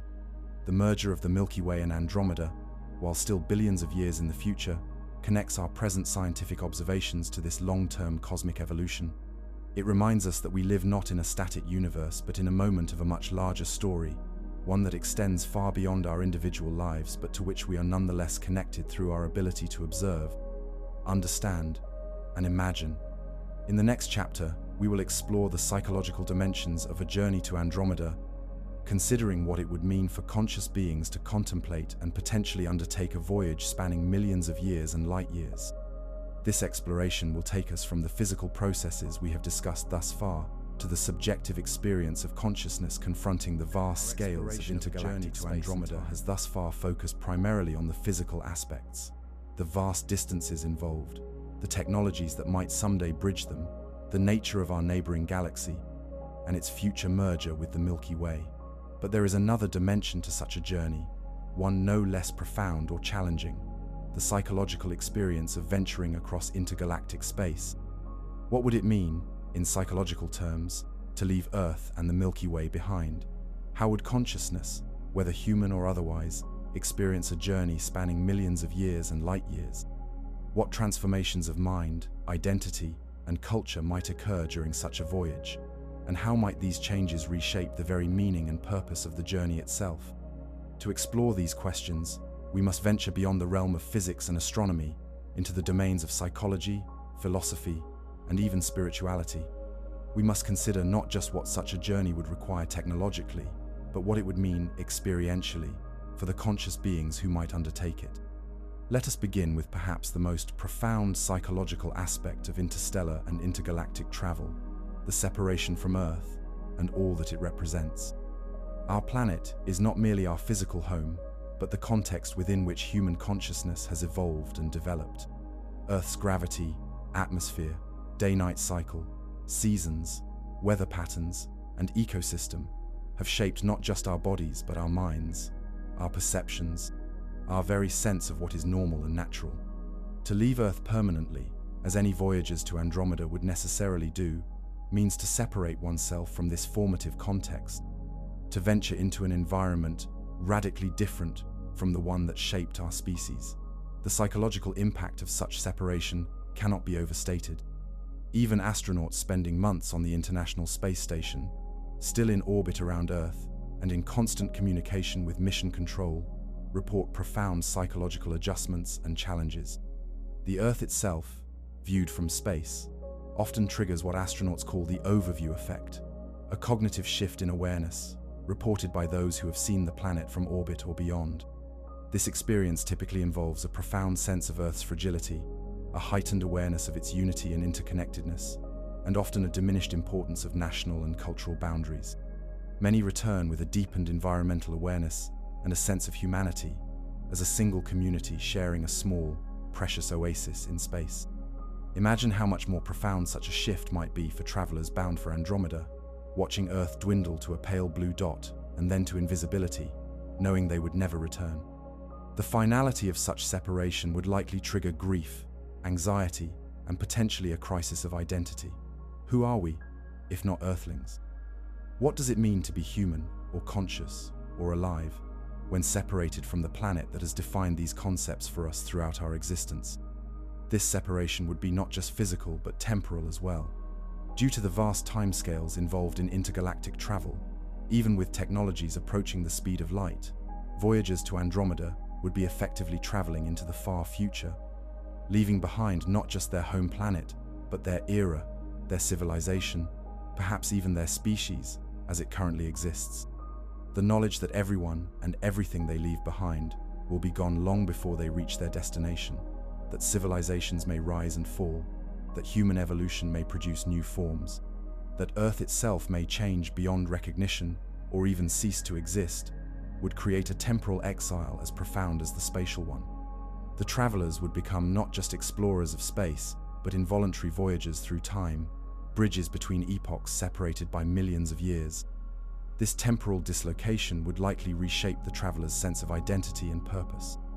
The culture, values, knowledge, and memories they carry with them would become increasingly disconnected from any living reality, transforming from shared heritage to archaeological artifact. They would be both preservers of a past that no longer exists and creators of a future disconnected from its origins, suspended between memory and anticipation. Another psychological dimension of such a journey involves the experience of time itself. How would consciousness relate to a voyage measured in millions of years? Even with relativistic time dilation, which could reduce the subjective duration for the travelers, the journey would likely exceed a normal human lifespan many times over. This raises profound questions about how such a voyage would be experienced and given meaning by those undertaking it. One approach, already discussed in previous chapters, involves generation ships, vessels designed to support entire communities over centuries or millennia. In such a scenario, most of those who make the journey would be born, live, and die in transit, never seeing either the departure or the arrival. Their entire lives would unfold within the confines of the spacecraft, their culture and society developing in isolation from both origin and destination. The psychological challenges of such an arrangement are immense. How would people find meaning and purpose in lives dedicated to a journey they neither initiated nor will complete? How would the culture of the ship evolve over generations, and what transformations of values, beliefs, and goals might occur? How would they relate to Earth, a home they never knew, and to Andromeda, a destination they will never reach? These questions highlight the necessity of creating not just a technologically viable vessel, but a psychologically sustainable community, one capable of maintaining coherence, purpose, and well-being over time spans far exceeding anything in human experience. The design of such a community would need to address not just physical needs, but psychological and spiritual ones as well, providing structures for meaning, purpose, growth, and fulfillment across generations. An alternative to generation ships involves various forms of suspended animation or digital preservation, allowing travelers to skip over the vast duration of the journey and effectively step from departure to arrival with minimal subjective time passing. While technologically speculative, such approaches would create their own unique psychological challenges and transformations. Imagine awakening after millions of years of physical or digital suspension, knowing that the world you left behind is gone beyond recovery or recognition. Your memories, knowledge, values, and relationships would be relics of a bygone era, potentially as alien to the current state of affairs as stone tools are to modern humans. The psychological task of integrating this temporal discontinuity, of finding meaning and purpose in a future disconnected from your past, would be formidable. Beyond these challenges of separation from Earth and the experience of vast timeframes lies another psychological dimension of intergalactic travel, the consciousness expanding implications of confronting cosmic scales. The sheer vastness of intergalactic space, the billions of stars and planets in each galaxy, the millions of years required for the journey, all transcend our evolved cognitive frameworks, designed as they were for navigating the immediate environment of a single planet. Confronting these scales directly, not just intellectually but experientially, would likely transform consciousness in profound ways. Our sense of self, our perception of time, our understanding of what matters and why, all might undergo radical revisions in the face of cosmic perspectives. This transformation might be considered a form of cognitive evolution, the development of a truly cosmic consciousness adapted to the scales and perspectives of intergalactic space. Such a transformation would not be entirely without precedent. Throughout human history, explorers, scientists, mystics, and philosophers have experienced expansions of consciousness that transcend ordinary perception and conception. From the scientific insights of Einstein, who reimagined space and time, to the mystical experiences of contemplatives who report transcendence of ordinary identity, human consciousness has demonstrated capacities for transformation and expansion beyond its evolutionary programming. Perhaps intergalactic travel would catalyze a more profound and sustained version of such transformations, creating what might be called a cosmic consciousness, a mode of awareness adapted to the scales and perspectives of the larger universe. Such a consciousness might relate to time, space, identity, and meaning in ways that current humans can barely imagine, having evolved psychologically as well as technologically to meet the challenges of cosmic scales. This possibility suggests that the psychological journey to Andromeda would be not merely a challenge to be overcome, but an opportunity for profound growth and development, a catalyst for forms of consciousness that transcend our current limitations and open new domains of experience and understanding. The voyage would transform not just where we are, but who we are, not just our location in space, but our position in the spectrum of possible modes of consciousness.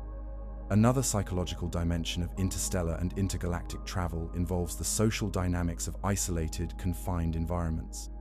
Studies of crews in analogous situations, from Antarctic research stations to submarine deployments to space missions, reveal complex patterns of interpersonal dynamics, conflict resolution, leadership, and group cohesion under conditions of isolation and confinement. For a journey to Andromeda, these dynamics would unfold over timeframes far exceeding any current human experience, potentially involving multiple generations or cycles of suspended animation. The social systems needed to maintain harmony, productivity, and psychological health over such durations would need to be remarkably robust, capable of resolving conflicts, adapting to changing circumstances, and maintaining a sense of shared purpose despite the isolation and temporal dislocation. These social systems would likely evolve over time, developing new norms, traditions, roles, and structures adapted to the unique conditions of intergalactic travel. The culture that would emerge might bear little resemblance to Earth cultures, having adapted to an environment and set of challenges entirely different from those that shaped human societies on our home planet. This cultural evolution raises questions about the relationship between the original mission parameters set by the civilization that launched the journey and the evolving goals and values of the traveling community. Would later generations maintain commitment to the original purpose of the voyage, or would they develop new objectives, perhaps even altering the destination or timeline of the journey? Who has the authority to make such decisions, and by what principles should they be guided? These questions of purpose, authority, and intergenerational ethics have no easy answers. They highlight the necessity of developing not just technological systems for intergalactic travel, but philosophical frameworks capable of addressing the unique ethical and existential challenges such journeys would present. Without such frameworks, the psychological sustainability of the voyage would be jeopardized, potentially leading to conflict, loss of cohesion, or abandonment of the mission. One approach to these challenges involves embedding the journey within a larger narrative or meaning framework that transcends individual lifetimes and generations. Religious, philosophical, or cultural traditions that place value on contributions to projects extending beyond individual lives might provide psychological resources for sustaining commitment and meaning across generations. For example, many religious traditions emphasize service to purposes that transcend the individual, from the building of cathedrals that took centuries to complete to the transmission of sacred texts and practices across generations. Secular traditions, too, involve transgenerational projects, from scientific research programs spanning centuries to cultural and artistic traditions passed down through time. A journey to Andromeda might draw on such traditions, embedding the voyage within a larger narrative of cosmic exploration, the spread of consciousness, or the fulfillment of humanity's potential. Such narratives would provide context and meaning for the sacrifices and commitments required, connecting individual lives to a larger purpose that spans generations. At the same time, such narratives would need to balance commitment to shared purpose with openness to evolution and adaptation. A rigid adherence to initial goals and values, without room for growth and revision in light of new circumstances and insights, would likely prove psychologically unsustainable over the timeframes involved in intergalactic travel. This balance between continuity and change, between fidelity to origin and adaptation to new conditions, represents one of the central psychological challenges of a journey to Andromeda. It requires a framework capable of maintaining core values and purposes, while allowing for their reinterpretation and application in changing circumstances, a living tradition rather than a fossilized directive.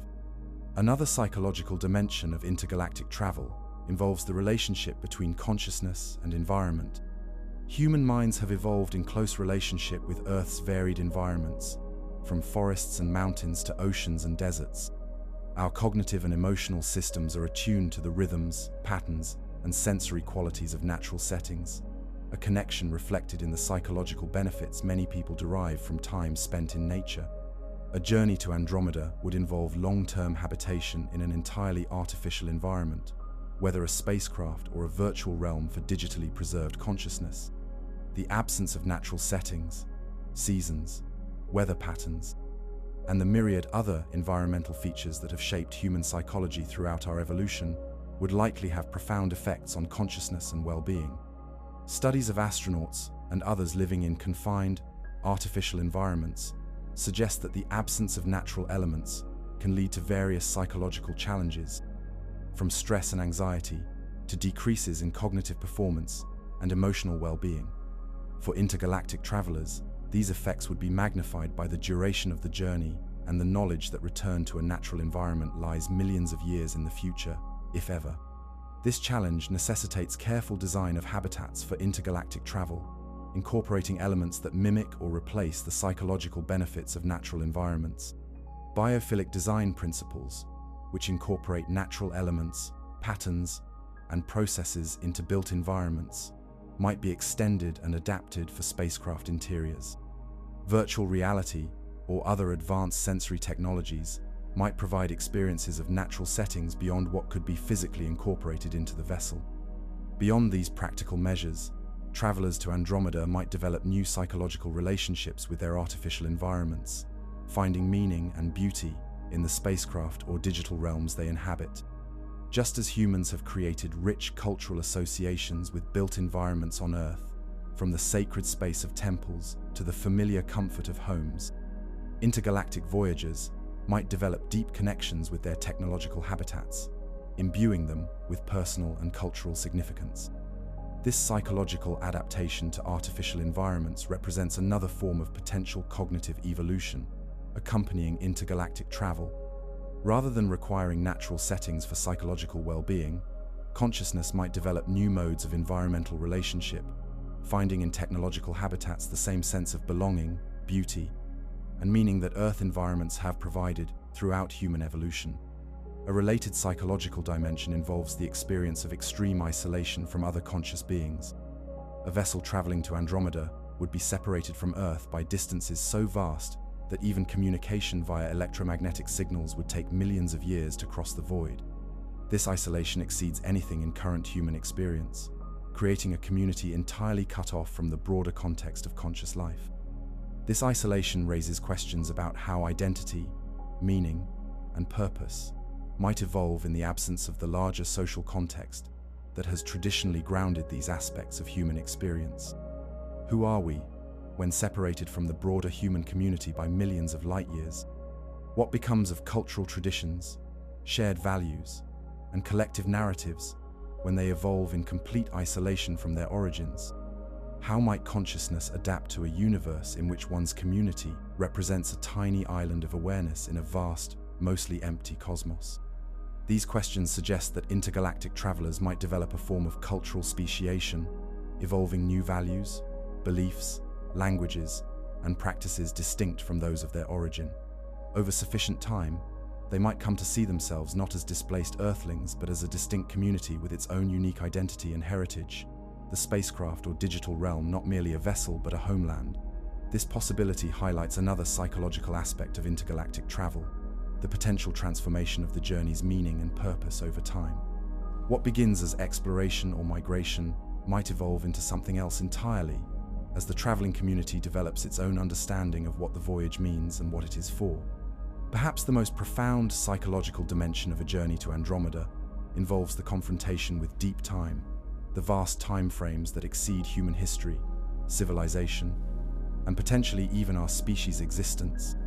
The millions of years required for such a journey, even with technologies approaching the speed of light, force us to consider timescales typically reserved for geological processes or biological evolution. This confrontation with deep time challenges our sense of what a journey means, what a purpose is, what completion and fulfillment entail.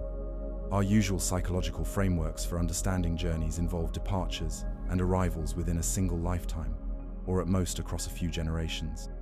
A voyage spanning millions of years transcends these frameworks, requiring new ways of conceptualizing purpose, progress, and completion. One approach to this challenge involves a shift from destination-focused to process-oriented thinking. Rather than defining the journey primarily in terms of its endpoint, travelers to Andromeda might come to value the voyage itself as a continuous unfolding of experience, discovery, and development. The goals would not be located solely in the future arrival, but distributed throughout the journey, with each generation finding fulfillment in its particular segment of the larger voyage. This perspective resonates with wisdom traditions that emphasize presence and engagement with the current moment rather than fixation on future outcomes. From the Buddhist emphasis on mindfulness to the Taoist valuing of flow and harmony with one's immediate circumstances, many philosophical traditions offer resources for finding meaning in process rather than solely in endpoint. At the same time, the sheer duration of an intergalactic journey requires some form of transgenerational purpose to maintain coherence and direction over time. The challenge is to develop a framework that balances immediate presence and engagement with long-term vision and commitment, that finds value in both the journey and the destination without subordinating either to the other. This balance might be achieved through cultural practices and narratives that connect the immediate activities and experiences of individuals to the larger transgenerational project. Rituals marking progress, stories celebrating the contributions of previous generations, and shared visions of the ultimate arrival could all help bridge the gap between immediate experience and long-term purpose, providing both connection to the larger mission and validation of present engagement. Another approach to the psychological challenges of deep time involves alterations to consciousness itself, whether through biological changes, technological enhancements, or some combination of the two. If consciousness could be extended beyond current human lifespans, or if it could experience time differently, the psychological challenges of intergalactic timeframes might be fundamentally altered. Imagine consciousness that could dilate or contract its experience of time, perhaps slowing subjective time during uneventful periods of the journey, and expanding it during significant events or challenges. Such flexibility would allow for a more direct experience of the entire voyage, reducing the psychological distance between departure and arrival, and allowing for continuous adaptation to changing circumstances.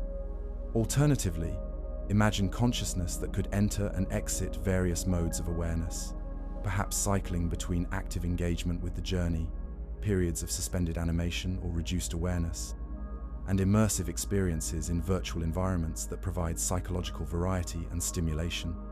Such cycling would allow for psychological sustainability over extended durations while maintaining continuity of purpose and identity. These possibilities raise profound questions about the nature of consciousness itself and its potential for transformation beyond its current human form. Are the psychological challenges of intergalactic travel inherent to consciousness as such, or are they specific to human consciousness as it has evolved on Earth? Could consciousness evolve, whether biologically or technologically, into forms better adapted to cosmic scales of space and time? These questions connect the psychological journey to Andromeda with broader explorations of what consciousness is, how it relates to its biological and technological substrates, and what forms it might take under different conditions. The voyage across intergalactic space might be accompanied by an equally profound journey through the space of possible modes of consciousness, an exploration of what awareness can become when freed from its evolutionary constraints. This exploration might include forms of collective or distributed consciousness, in which individual awareness is integrated into larger networks or systems. Such collective consciousness might better adapt to the challenges of intergalactic timeframes, maintaining continuity and purpose across generations through shared access to memories, values, and goals. Alternatively, it might involve forms of consciousness that transcend the distinction between individual and collective, operating at multiple scales simultaneously. Such consciousness might maintain both the rich subjectivity of individual experience and the transgenerational continuity of collective awareness, providing a framework for meaningful engagement with both immediate circumstances and long-term purpose. These speculations, while extending beyond current scientific understanding, highlight the potential for psychological evolution accompanying technological development. If the technological journey to Andromeda requires breakthroughs in propulsion, energy generation, and life support, the psychological journey may require equally profound innovations in how consciousness organizes and experiences itself across space and time. This co-evolution of technology and consciousness raises yet another psychological dimension of intergalactic travel, the relationship between human and machine intelligence. As discussed in a previous chapter, robotic emissaries might precede or accompany human explorers to Andromeda, creating a partnership between biological and artificial systems in the project of intergalactic exploration. This partnership might extend to consciousness itself, with human and artificial intelligence merging or collaborating in novel ways. Perhaps human consciousness would be enhanced by integration with AI systems, creating hybrid forms of awareness better adapted to the challenges of intergalactic travel. Or perhaps distinct but complementary forms of consciousness would evolve complex forms of cooperation, each contributing different capacities to the shared project of the journey. Such human-machine integration, or cooperation, would raise profound questions about identity, autonomy, and the boundaries of self. What does it mean to be human when consciousness extends beyond its biological origins? How do we understand agency, choice, and responsibility in hybrid or collaborative systems that span biological and technological domains? What continuity of purpose and value can be maintained as consciousness evolves into forms potentially very different from its current human manifestation? These questions suggest that the psychological journey to Andromeda would involve not just adaptation to new circumstances, but potentially transformation into new forms of consciousness altogether. The beings that arrive might bear little resemblance, psychologically or physically, to those who departed, having evolved over millions of years to meet the unique challenges of intergalactic travel. This possibility of radical transformation raises questions about the very purpose and meaning of such a journey. If the consciousness that arrives in Andromeda has evolved so far beyond its human origins that it bears little resemblance to Earth-bound humanity, in what sense is the journey a human accomplishment at all? What continuity of purpose, value, or identity would connect the origin and destination of such a profoundly transformative voyage?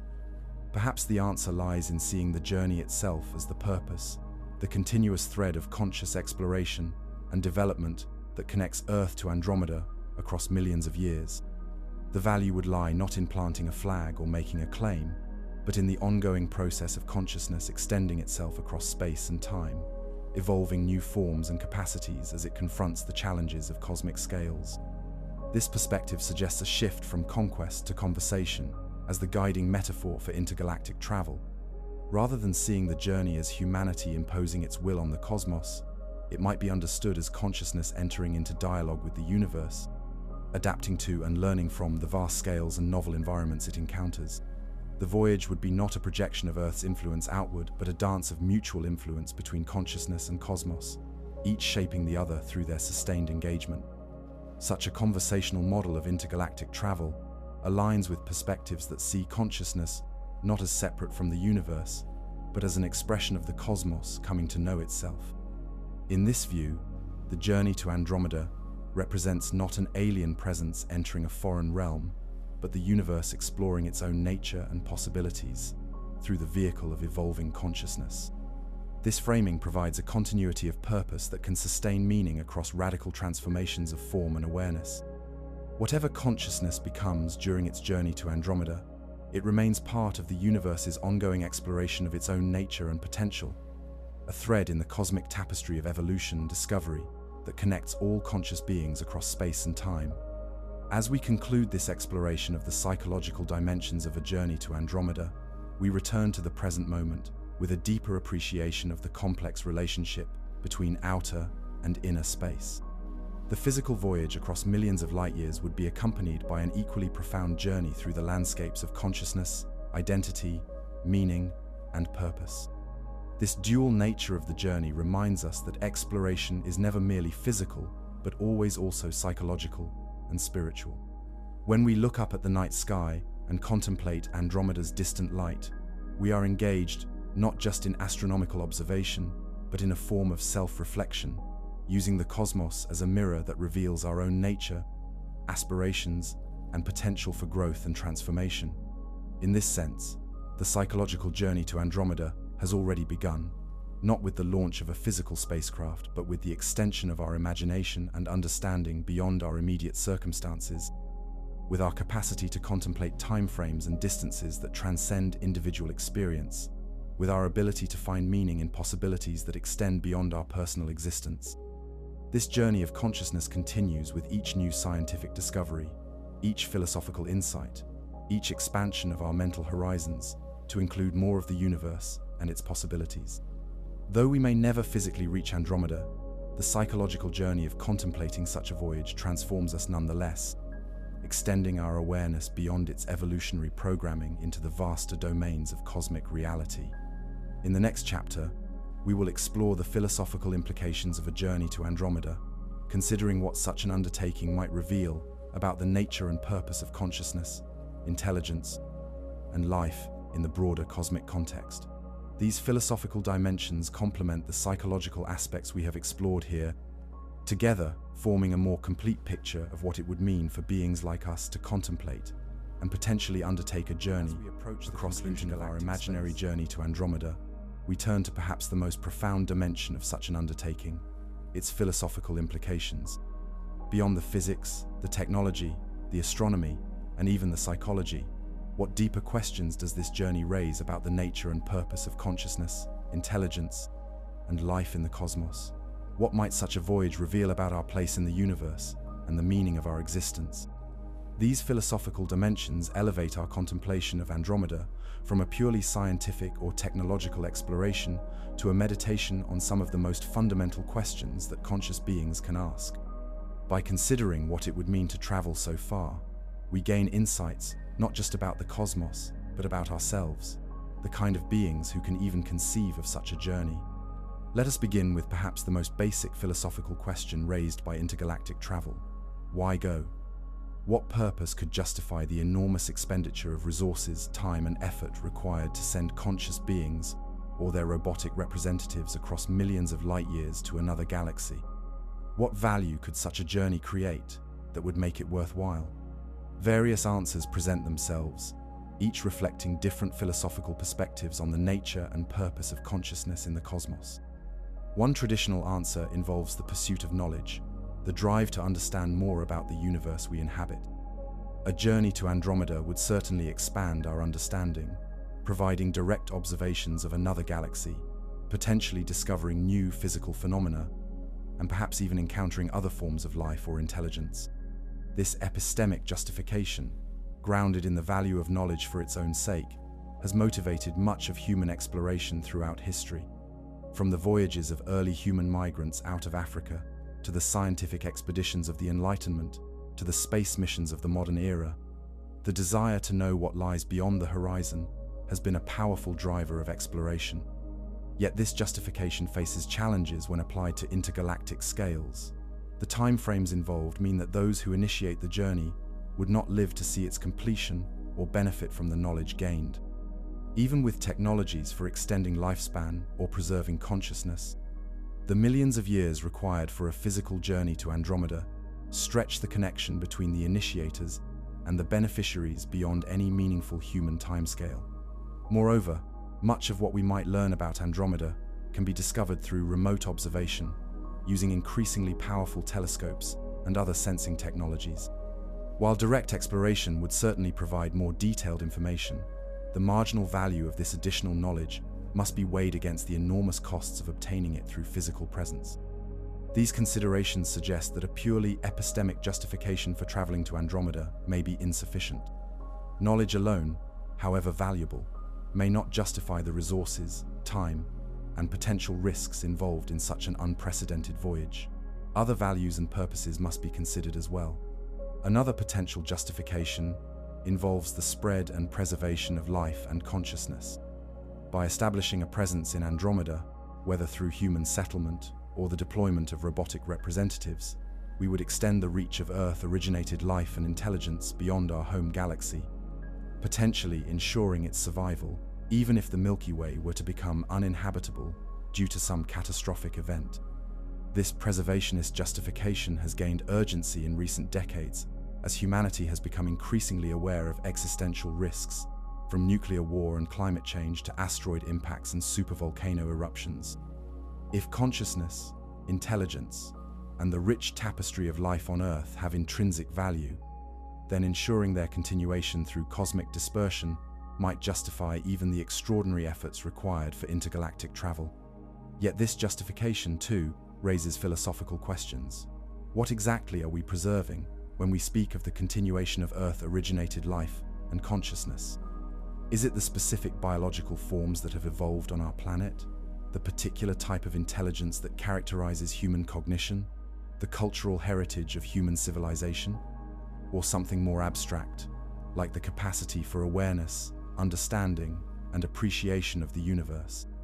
Depending on how we answer these questions, the preservationist justification might take different forms. If we value specific biological or cultural forms, then their preservation in recognizable form would be paramount, potentially limiting the acceptable degree of adaptation and transformation during the journey. If we value more abstract capacities like consciousness and intelligence, regardless of their specific manifestations, then radical transformation might be acceptable or even desirable, allowing for adaptation to new environments and challenges. These questions connect to broader philosophical debates about identity, continuity, and value. What makes a continuing entity the same entity over time, despite changes in its components and characteristics? At what point does transformation become replacement, with the original entity effectively ceasing to exist and a new one taking its place? How do we balance preservation of what we value with adaptation to new circumstances and opportunities? A third potential justification for traveling to Andromeda involves the fulfillment of human potential, the actualization of capacities for exploration, understanding, and growth that lie at the core of our nature as conscious, intelligent beings. In this view, the journey to Andromeda represents not just a physical voyage, but a fulfillment of what it means to be human, to push boundaries, to overcome limitations, to expand the domain of conscious experience and understanding. This justification draws on philosophical traditions that emphasize self-actualization, the fulfillment of inherent potentials, as a core aspect of a meaningful and valuable life. From Aristotle's concept of eudaimonia, flourishing through the realization of one's essential nature, to modern humanistic psychology's emphasis on self-actualization, these perspectives see the expansion of capacities and domains of action as intrinsically valuable, independent of specific outcomes or benefits. Applied to intergalactic travel, this perspective suggests that the value lies not primarily in what we would find in Andromeda, but in what we would become through the journey itself. The technological innovations, the psychological adaptations, the social and cultural evolutions required for such a voyage would represent a profound expansion of human capabilities, a growth into a more cosmic version of ourselves. This growth-oriented justification connects to philosophical traditions that see evolution, development, and increasing complexity as fundamental features of the cosmos itself. From Hegel's vision of spirit progressively realizing itself through history to Teilhard de Chardin's concept of evolution moving toward the omega point, these perspectives suggest that the universe itself has a directional quality, a tendency toward greater complexity, consciousness, and integration. If such perspectives have merit, then intergalactic travel might represent not just a human project but a cosmic one, an expression of the universe's inherent tendency toward greater complexity and consciousness. The beings who might eventually reach Andromeda would be not just explorers of the cosmos, but expressions of the cosmos exploring itself, consciousness extending its reach across ever greater distances of space and time. These various justifications, epistemic, preservationist, and growth-oriented, need not be mutually exclusive. A journey to Andromeda might serve multiple purposes simultaneously, expanding knowledge, preserving consciousness, and fulfilling potential all at once. Indeed, most great human endeavors are motivated by a complex mix of values and purposes, rather than a single, pure aim. What unites these justifications is a recognition of the value of consciousness, intelligence, and life in a universe that often seems indifferent or even hostile to their existence. Whether we emphasize knowledge, preservation, or growth, we are affirming that awareness, understanding, and appreciation of the cosmos matter, that the universe, with conscious beings in it, is richer and more valuable than one without them. This affirmation raises deeper philosophical questions about the nature and significance of consciousness in the cosmic order. Is consciousness merely an accidental byproduct of complex material systems, a local anomaly in a universe governed by blind physical forces? Or does it represent something more fundamental, a manifestation of principles or potentials inherent in the fabric of reality itself? Different philosophical traditions have offered various answers to these questions, from materialist perspectives that see consciousness as emergent from and reducible to physical processes, to idealist views that place mind, or consciousness, at the foundation of reality, to dualist positions that recognize both mental and physical aspects as irreducible dimensions of existence. The prospect of intergalactic travel gives these abstract philosophical questions concrete significance. If consciousness is merely an accidental byproduct of particular physical arrangements, with no deeper connection to the cosmic order, then its extension beyond Earth and the Milky Way might seem arbitrary, a local phenomenon overreaching its natural boundaries. If, however, consciousness represents something more fundamental to the cosmos, then its expansion across intergalactic distances might be seen as a natural fulfillment of cosmic potentials, consciousness returning to its proper scale. Another philosophical dimension of A Journey to Andromeda involves the nature of exploration itself and its relationship to human identity. Throughout history, exploration has been a defining human activity, from the migrations that spread our species across Earth to the scientific investigations that have expanded our understanding of reality at both cosmic and quantum scales. This persistent drive to explore reflects something fundamental about human consciousness: its capacity to project beyond immediate experience, to wonder about what lies beyond the horizon, to imagine possibilities not yet realized. We are, in a profound sense, explorers by nature, our consciousness structured to reach beyond the given, to ask what else might be. A Journey to Andromeda represents this exploratory capacity, extended to its logical conclusion, the ultimate expression of our ability to wonder about and venture into the unknown. It suggests that what makes us human is not our particular biological form or our specific cultural traditions, but rather this capacity for transcendence, for extending beyond current limitations into new domains of experience and understanding. This perspective connects to philosophical traditions that emphasize transcendence as a core aspect of human existence. From Plato's allegory of the cave, in which the philosopher ascends from the shadows of appearance to the light of true reality, to Nietzsche's concept of the overman, who transcends traditional limitations to create new values and possibilities.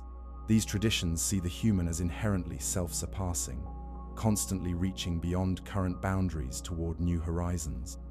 Applied to intergalactic travel, this perspective suggests that such a journey would represent not an abandonment of human identity but its fulfillment, the actualization of potentials for transcendence that have characterized our species throughout its history. The transformation such a journey would entail, far from being a loss of humanity, would be an expression of what is most fundamentally human, our capacity to become more than we currently are. This transformative aspect of exploration raises questions about the relationship between stability and change, preservation and evolution, in human identity and value. How do we maintain continuity of purpose, meaning, and value through transformations that may alter even the most basic aspects of our nature? What core principles or values should guide such transformation to ensure that what emerges remains connected to what came before in meaningful ways? These questions connect to ethical considerations about intergalactic travel and the forms of consciousness that might undertake it. What ethical principles should guide such a journey? What responsibilities would travelers bear, both to their origins and to the new domains they enter? How should they approach potential encounters with other forms of life or intelligence they might discover in Andromeda? One ethical framework that might guide such considerations is stewardship, the responsible care and management of resources and domains for which one has responsibility. As representatives of Earth-originated consciousness venturing into new cosmic domains, travelers to Andromeda would bear a stewardship responsibility both to their origins, preserving and honoring the heritage of Earth and humanity, and to their destination, approaching Andromeda with respect and care rather than merely as a resource to be exploited. This stewardship ethics would need to balance preservation with adaptation, respect for origins with openness to new possibilities. It would recognize both the value of what has come before, the long evolutionary history and cultural development that produced the travelers, and the potential for growth and transformation in engagement with new environments and challenges. Such an ethics would also need to address potential encounters with other forms of life or intelligence in Andromeda. How should travelers approach such encounters? What principles should guide their interactions with other conscious beings, especially those very different from themselves? How can they balance their own purposes and values with respect for the autonomy and potentially very different values of others? These questions connect to philosophical traditions of cosmopolitanism, which emphasize the inclusion of all conscious beings within the sphere of moral consideration, regardless of their origins, forms, or specific characteristics. A truly cosmopolitan ethics, extended to cosmic scales, would recognize the moral standing of all conscious beings, whether originating from Earth or elsewhere, whether biological or technological, whether similar to humans or radically different. Developing such an ethics would require a delicate balance between maintaining commitment to core values and remaining open to their reinterpretation and extension in light of new encounters and insights. It would mean holding simultaneously to principles firm enough to provide guidance and flexible enough to adapt to circumstances and beings beyond our current imagination. Another philosophical dimension of intergalactic travel involves the nature of home and belonging. Earth is not merely the planet where humans happen to have evolved, but our home in a deeper sense, the environment to which our bodies, minds, and cultures have adapted over millions of years. What does it mean to leave this home permanently, to venture into environments radically different from those that shaped us? This question connects to philosophical explorations of place, belonging, and identity. Many traditions emphasize the deep connection between human identity and the places we inhabit, the landscapes, ecosystems, and built environments that shape our experience and understanding. From indigenous perspectives that see humans as integral parts of specific bioregions to philosophical examinations of dwelling and being, these traditions highlight the formative role of place in who we are. A journey to Andromeda would involve a radical separation from these formative contexts, a venture into environments with no evolutionary or cultural connection to human development. This separation raises questions about whether meaningful forms of belonging can be established in such novel environments, whether consciousness shaped by Earth can find a home in the vastly different context of another galaxy. Perhaps the answer lies in a more expansive understanding of home and belonging, one that recognizes these concepts not as fixed attachments to particular places, but as dynamic relationships that can be established wherever consciousness finds itself. In this view, home is not just where we started, but where we make it, through attention, care, and meaningful engagement with our surroundings, whatever they may be. This perspective connects to philosophical traditions that emphasize being at home in the cosmos, finding belonging not just in particular locations, but in the universe as a whole. From the Stoic concept of the cosmopolis, the world city to which all rational beings belong, to modern environmental philosophies that emphasize belonging to the Earth as a whole, these traditions point toward forms of identity and belonging that transcend particular places, while still maintaining meaningful connection to the environments we inhabit.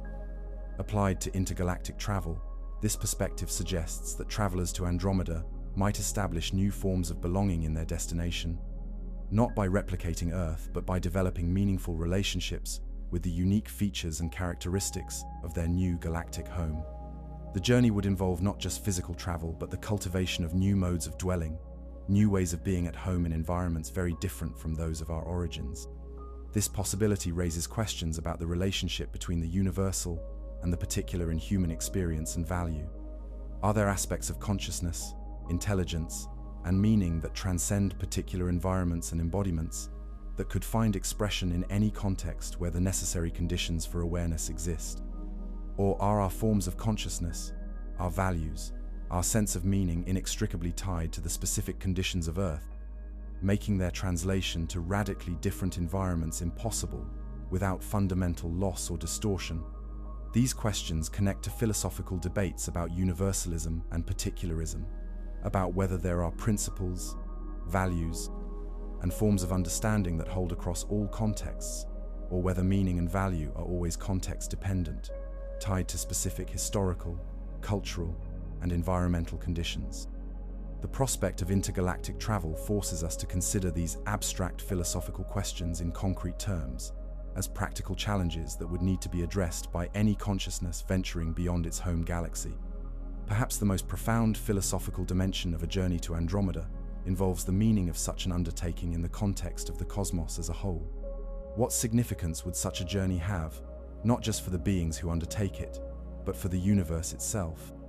Does the extension of consciousness across intergalactic distances matter in any cosmic sense, or is it merely a local rearrangement of matter and energy with no larger significance?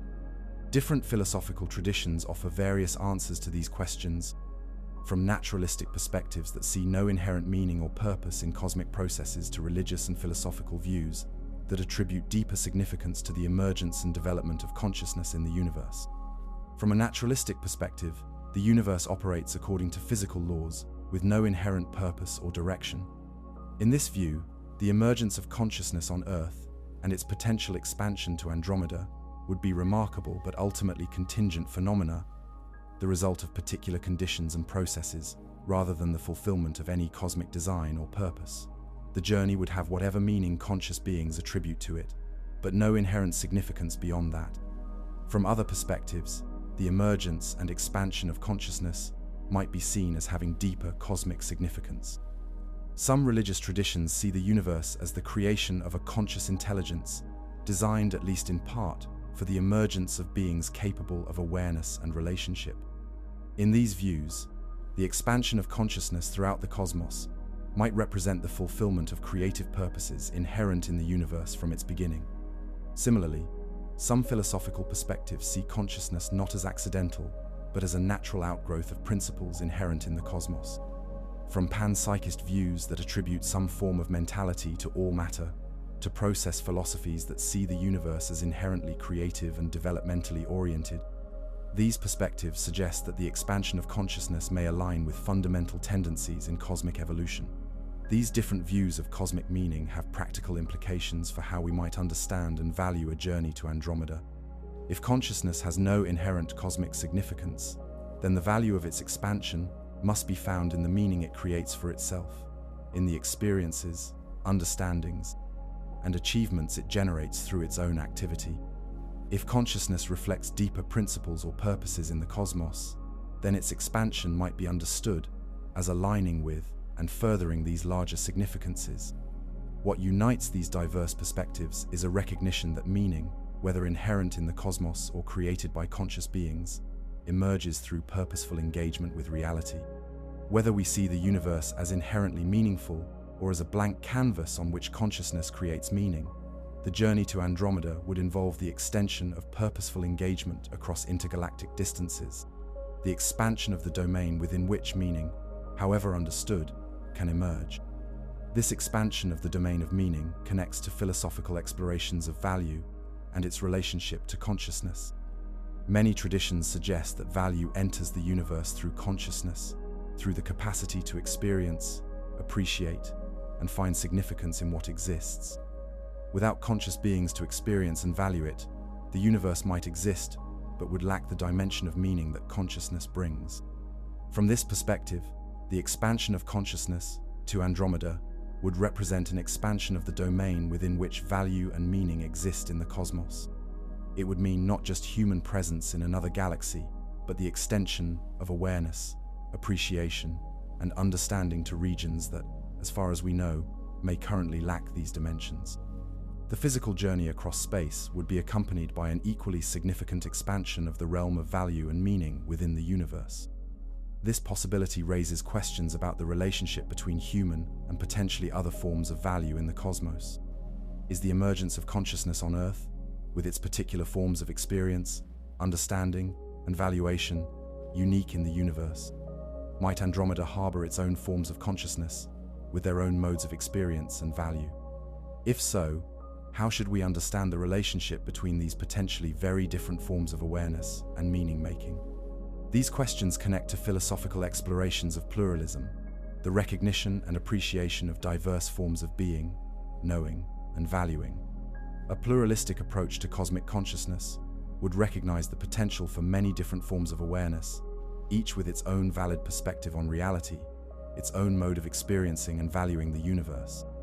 Applied to intergalactic travel, this pluralistic perspective would approach Andromeda not as empty space awaiting human consciousness, but as a domain that may already contain its own forms of awareness and value, or at least the potential for their emergence. The journey would then represent not a colonial expansion of Earth-originated consciousness, but a potential conversation between different forms of awareness, each with its own contribution to the cosmic tapestry of meaning and value.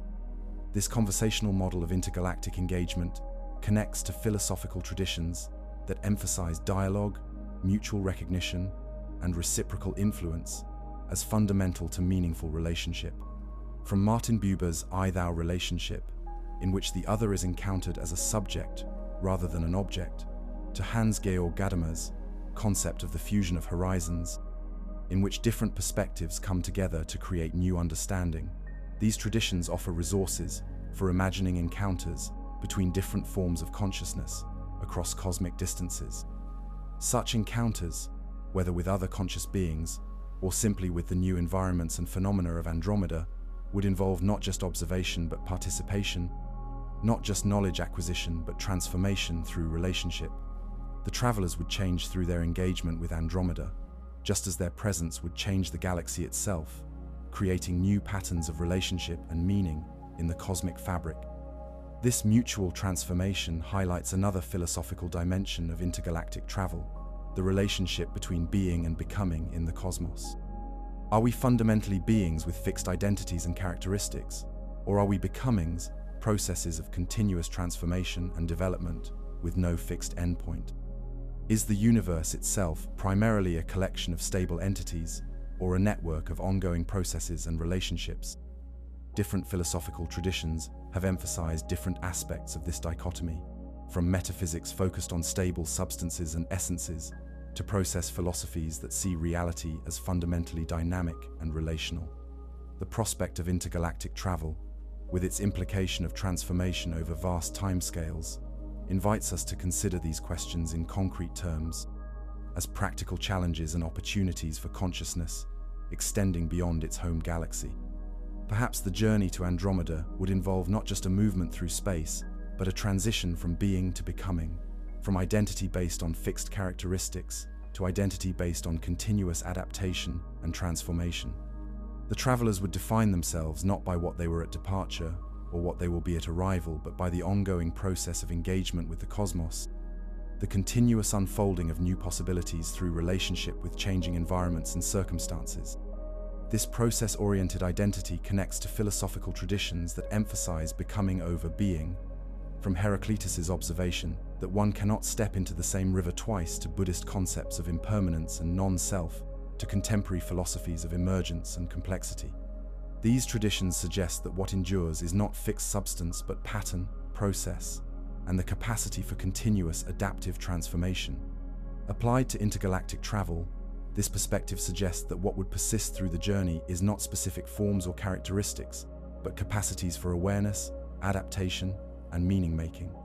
The consciousness that arrives in Andromeda might bear little resemblance to that which departed Earth, having transformed through countless adaptations to new circumstances, yet maintain continuity through its ongoing capacity for experience, understanding, and value creation. This possibility raises questions about the relationship between continuity and transformation in identity over time. What makes a continuing entity the same entity despite changes in its components and characteristics? At what point does transformation become replacement, with the original entity effectively ceasing to exist and a new one taking its place. How do we balance preservation of what we value with openness to new possibilities and forms? These questions have no simple answers, but they highlight the need for a philosophical framework capable of recognizing both continuity and change, both the preservation of core values and capacities, and their transformation through engagement with new environments and challenges. Such a framework would provide guidance for conscious evolution over the vast timescales of intergalactic travel, offering principles for maintaining meaningful connection to origins while remaining open to development and transformation. As we conclude our exploration of the philosophical dimensions of a journey to Andromeda, we return to the central question that has guided our investigation. What does it mean to contemplate such a journey? What does this contemplation reveal about the nature and potential of consciousness in the cosmos? Perhaps the most profound insight is that consciousness, whether human or otherwise, has the capacity to transcend its immediate circumstances, to imagine and potentially realize possibilities far beyond its current limitations. The fact that we can seriously consider a journey to Andromeda, that we can develop scientific theories about the physics involved, technological concepts for making the voyage, and philosophical frameworks for understanding its significance, demonstrates a remarkable capacity for self-transcendence, for reaching beyond current boundaries toward new horizons of possibility. This capacity connects consciousness to the evolving cosmos in a unique way. Through conscious awareness, the universe gains the ability to reflect on itself, to model its own processes, to imagine alternative configurations, and potentially to influence its own development in accordance with conscious purposes and values. Consciousness represents not just another phenomena within the cosmos, but a new kind of phenomena, one through which the universe attains a degree of self-awareness and self-direction. From this perspective, a journey to Andromeda would represent not merely a physical crossing of space, but an expansion of the domain within which the universe is conscious of itself, within which meaning, purpose, and value have a place. The physical distance crossed would be paralleled by an equally significant expansion of the realm of awareness, understanding, and appreciation within the cosmos. This expansion highlights the potentially cosmic significance of consciousness, whether emergent from particular physical conditions or reflective of deeper principles inherent in reality itself. Consciousness represents a capacity for the universe to know, to value, and to purposefully influence itself. Its extension beyond Earth and the Milky Way would mean an expansion of this capacity to new domains, potentially transforming not just the regions it reaches, but the character of the cosmos as a conscious, value-laden reality. At the same time, this potential for expansion reminds us of the current limitations and fragility of consciousness as we know it. Confined largely to a single planet, orbiting a single star in a single galaxy, Earth-originated consciousness represents just the beginning of what awareness might become in the cosmos. Its future development, whether confined to our home planet and galaxy or extended to Andromeda and beyond, remains open, dependent on choices we and our descendants make about its preservation, cultivation, and potential expansion. This combination of fragility and potential places a special responsibility on conscious beings like ourselves, who have attained awareness of both our limitations and our possibilities. We are called to be good stewards of consciousness, to preserve and develop its capacities for awareness, understanding, and meaning-making, whether on Earth, in the Milky Way, or potentially across the bridge to Andromeda. Such stewardship requires a balance of humility and aspiration, a recognition of our current limitations coupled with an openness to growth and development beyond them. It means holding simultaneously to what we value in our current forms of consciousness and to the possibility of their transformation into new forms adapted to new environments and challenges. It requires both fidelity to origins and openness to novelty, both preservation of core values and adaptation to changing circumstances.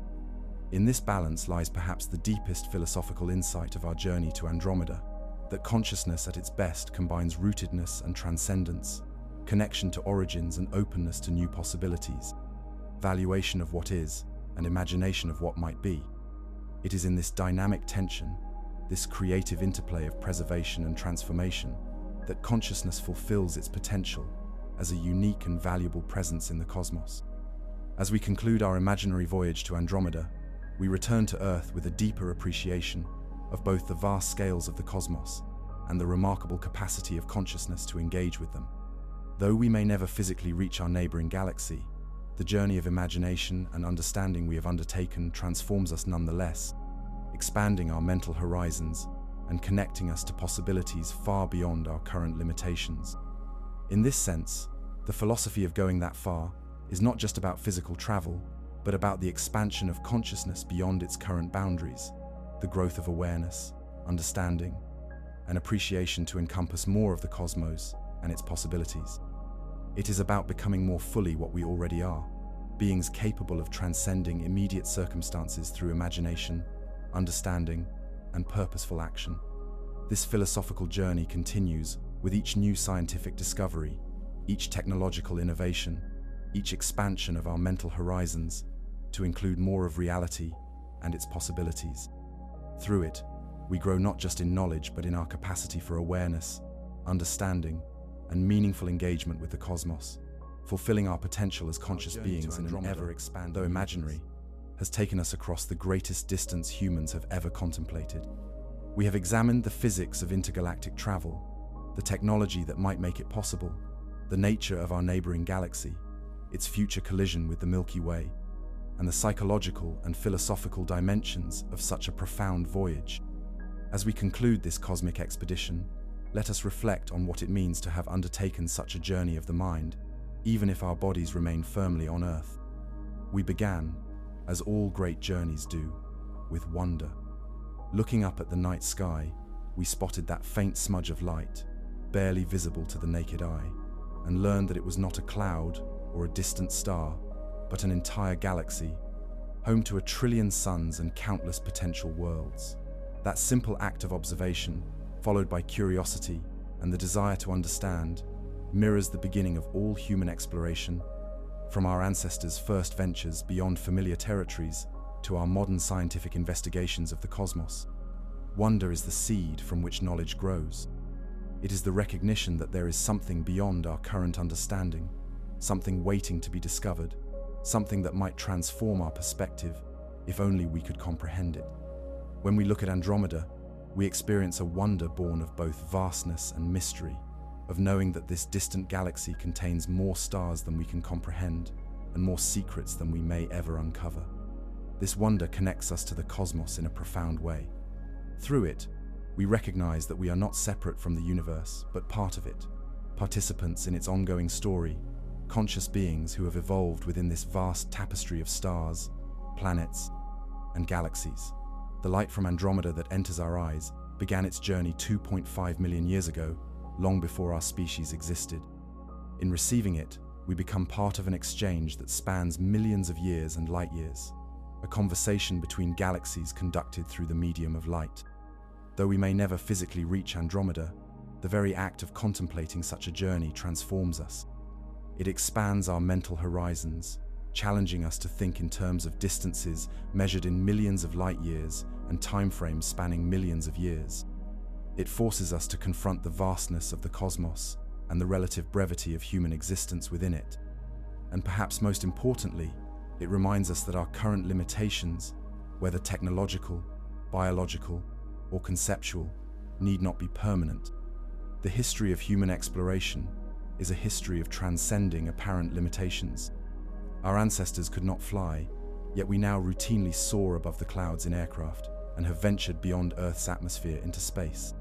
They could not see beyond what their eyes could perceive, yet we now observe the universe across the electromagnetic spectrum, from radio waves to gamma rays, revealing aspects of reality invisible to unassisted human senses. They could not imagine the vastness of the cosmos, yet we now map its structure across billions of light years. This pattern of transcendence gives us reason to believe that the limitations we currently face, the boundaries that seem to place Andromeda permanently beyond our reach, may not be as absolute as they appear. The physics we understand today may be incomplete. The technologies we can conceive may be primitive compared to what future generations will develop. The very forms of consciousness we embody may represent just the beginning of what awareness can become in the cosmos. This is not to say that we will ever physically reach Andromeda. The distances are so vast, the challenges so formidable, that such a journey may indeed remain beyond the reach of any civilization, no matter how advanced. But the contemplation of such a voyage, the stretching of our minds to encompass its possibilities and challenges, has value regardless of whether the physical journey ever takes place. In a sense, we have already begun the journey to Andromeda. Each new astronomical observation that reveals more detail about our neighboring galaxy, each advance in our understanding of physics that clarifies the challenges of intergalactic travel, each philosophical reflection on the meaning of such a journey represents a step along the path. Though our physical bodies remain on Earth, our consciousness extends outward, reaching across the intergalactic void through observation, understanding, and imagination.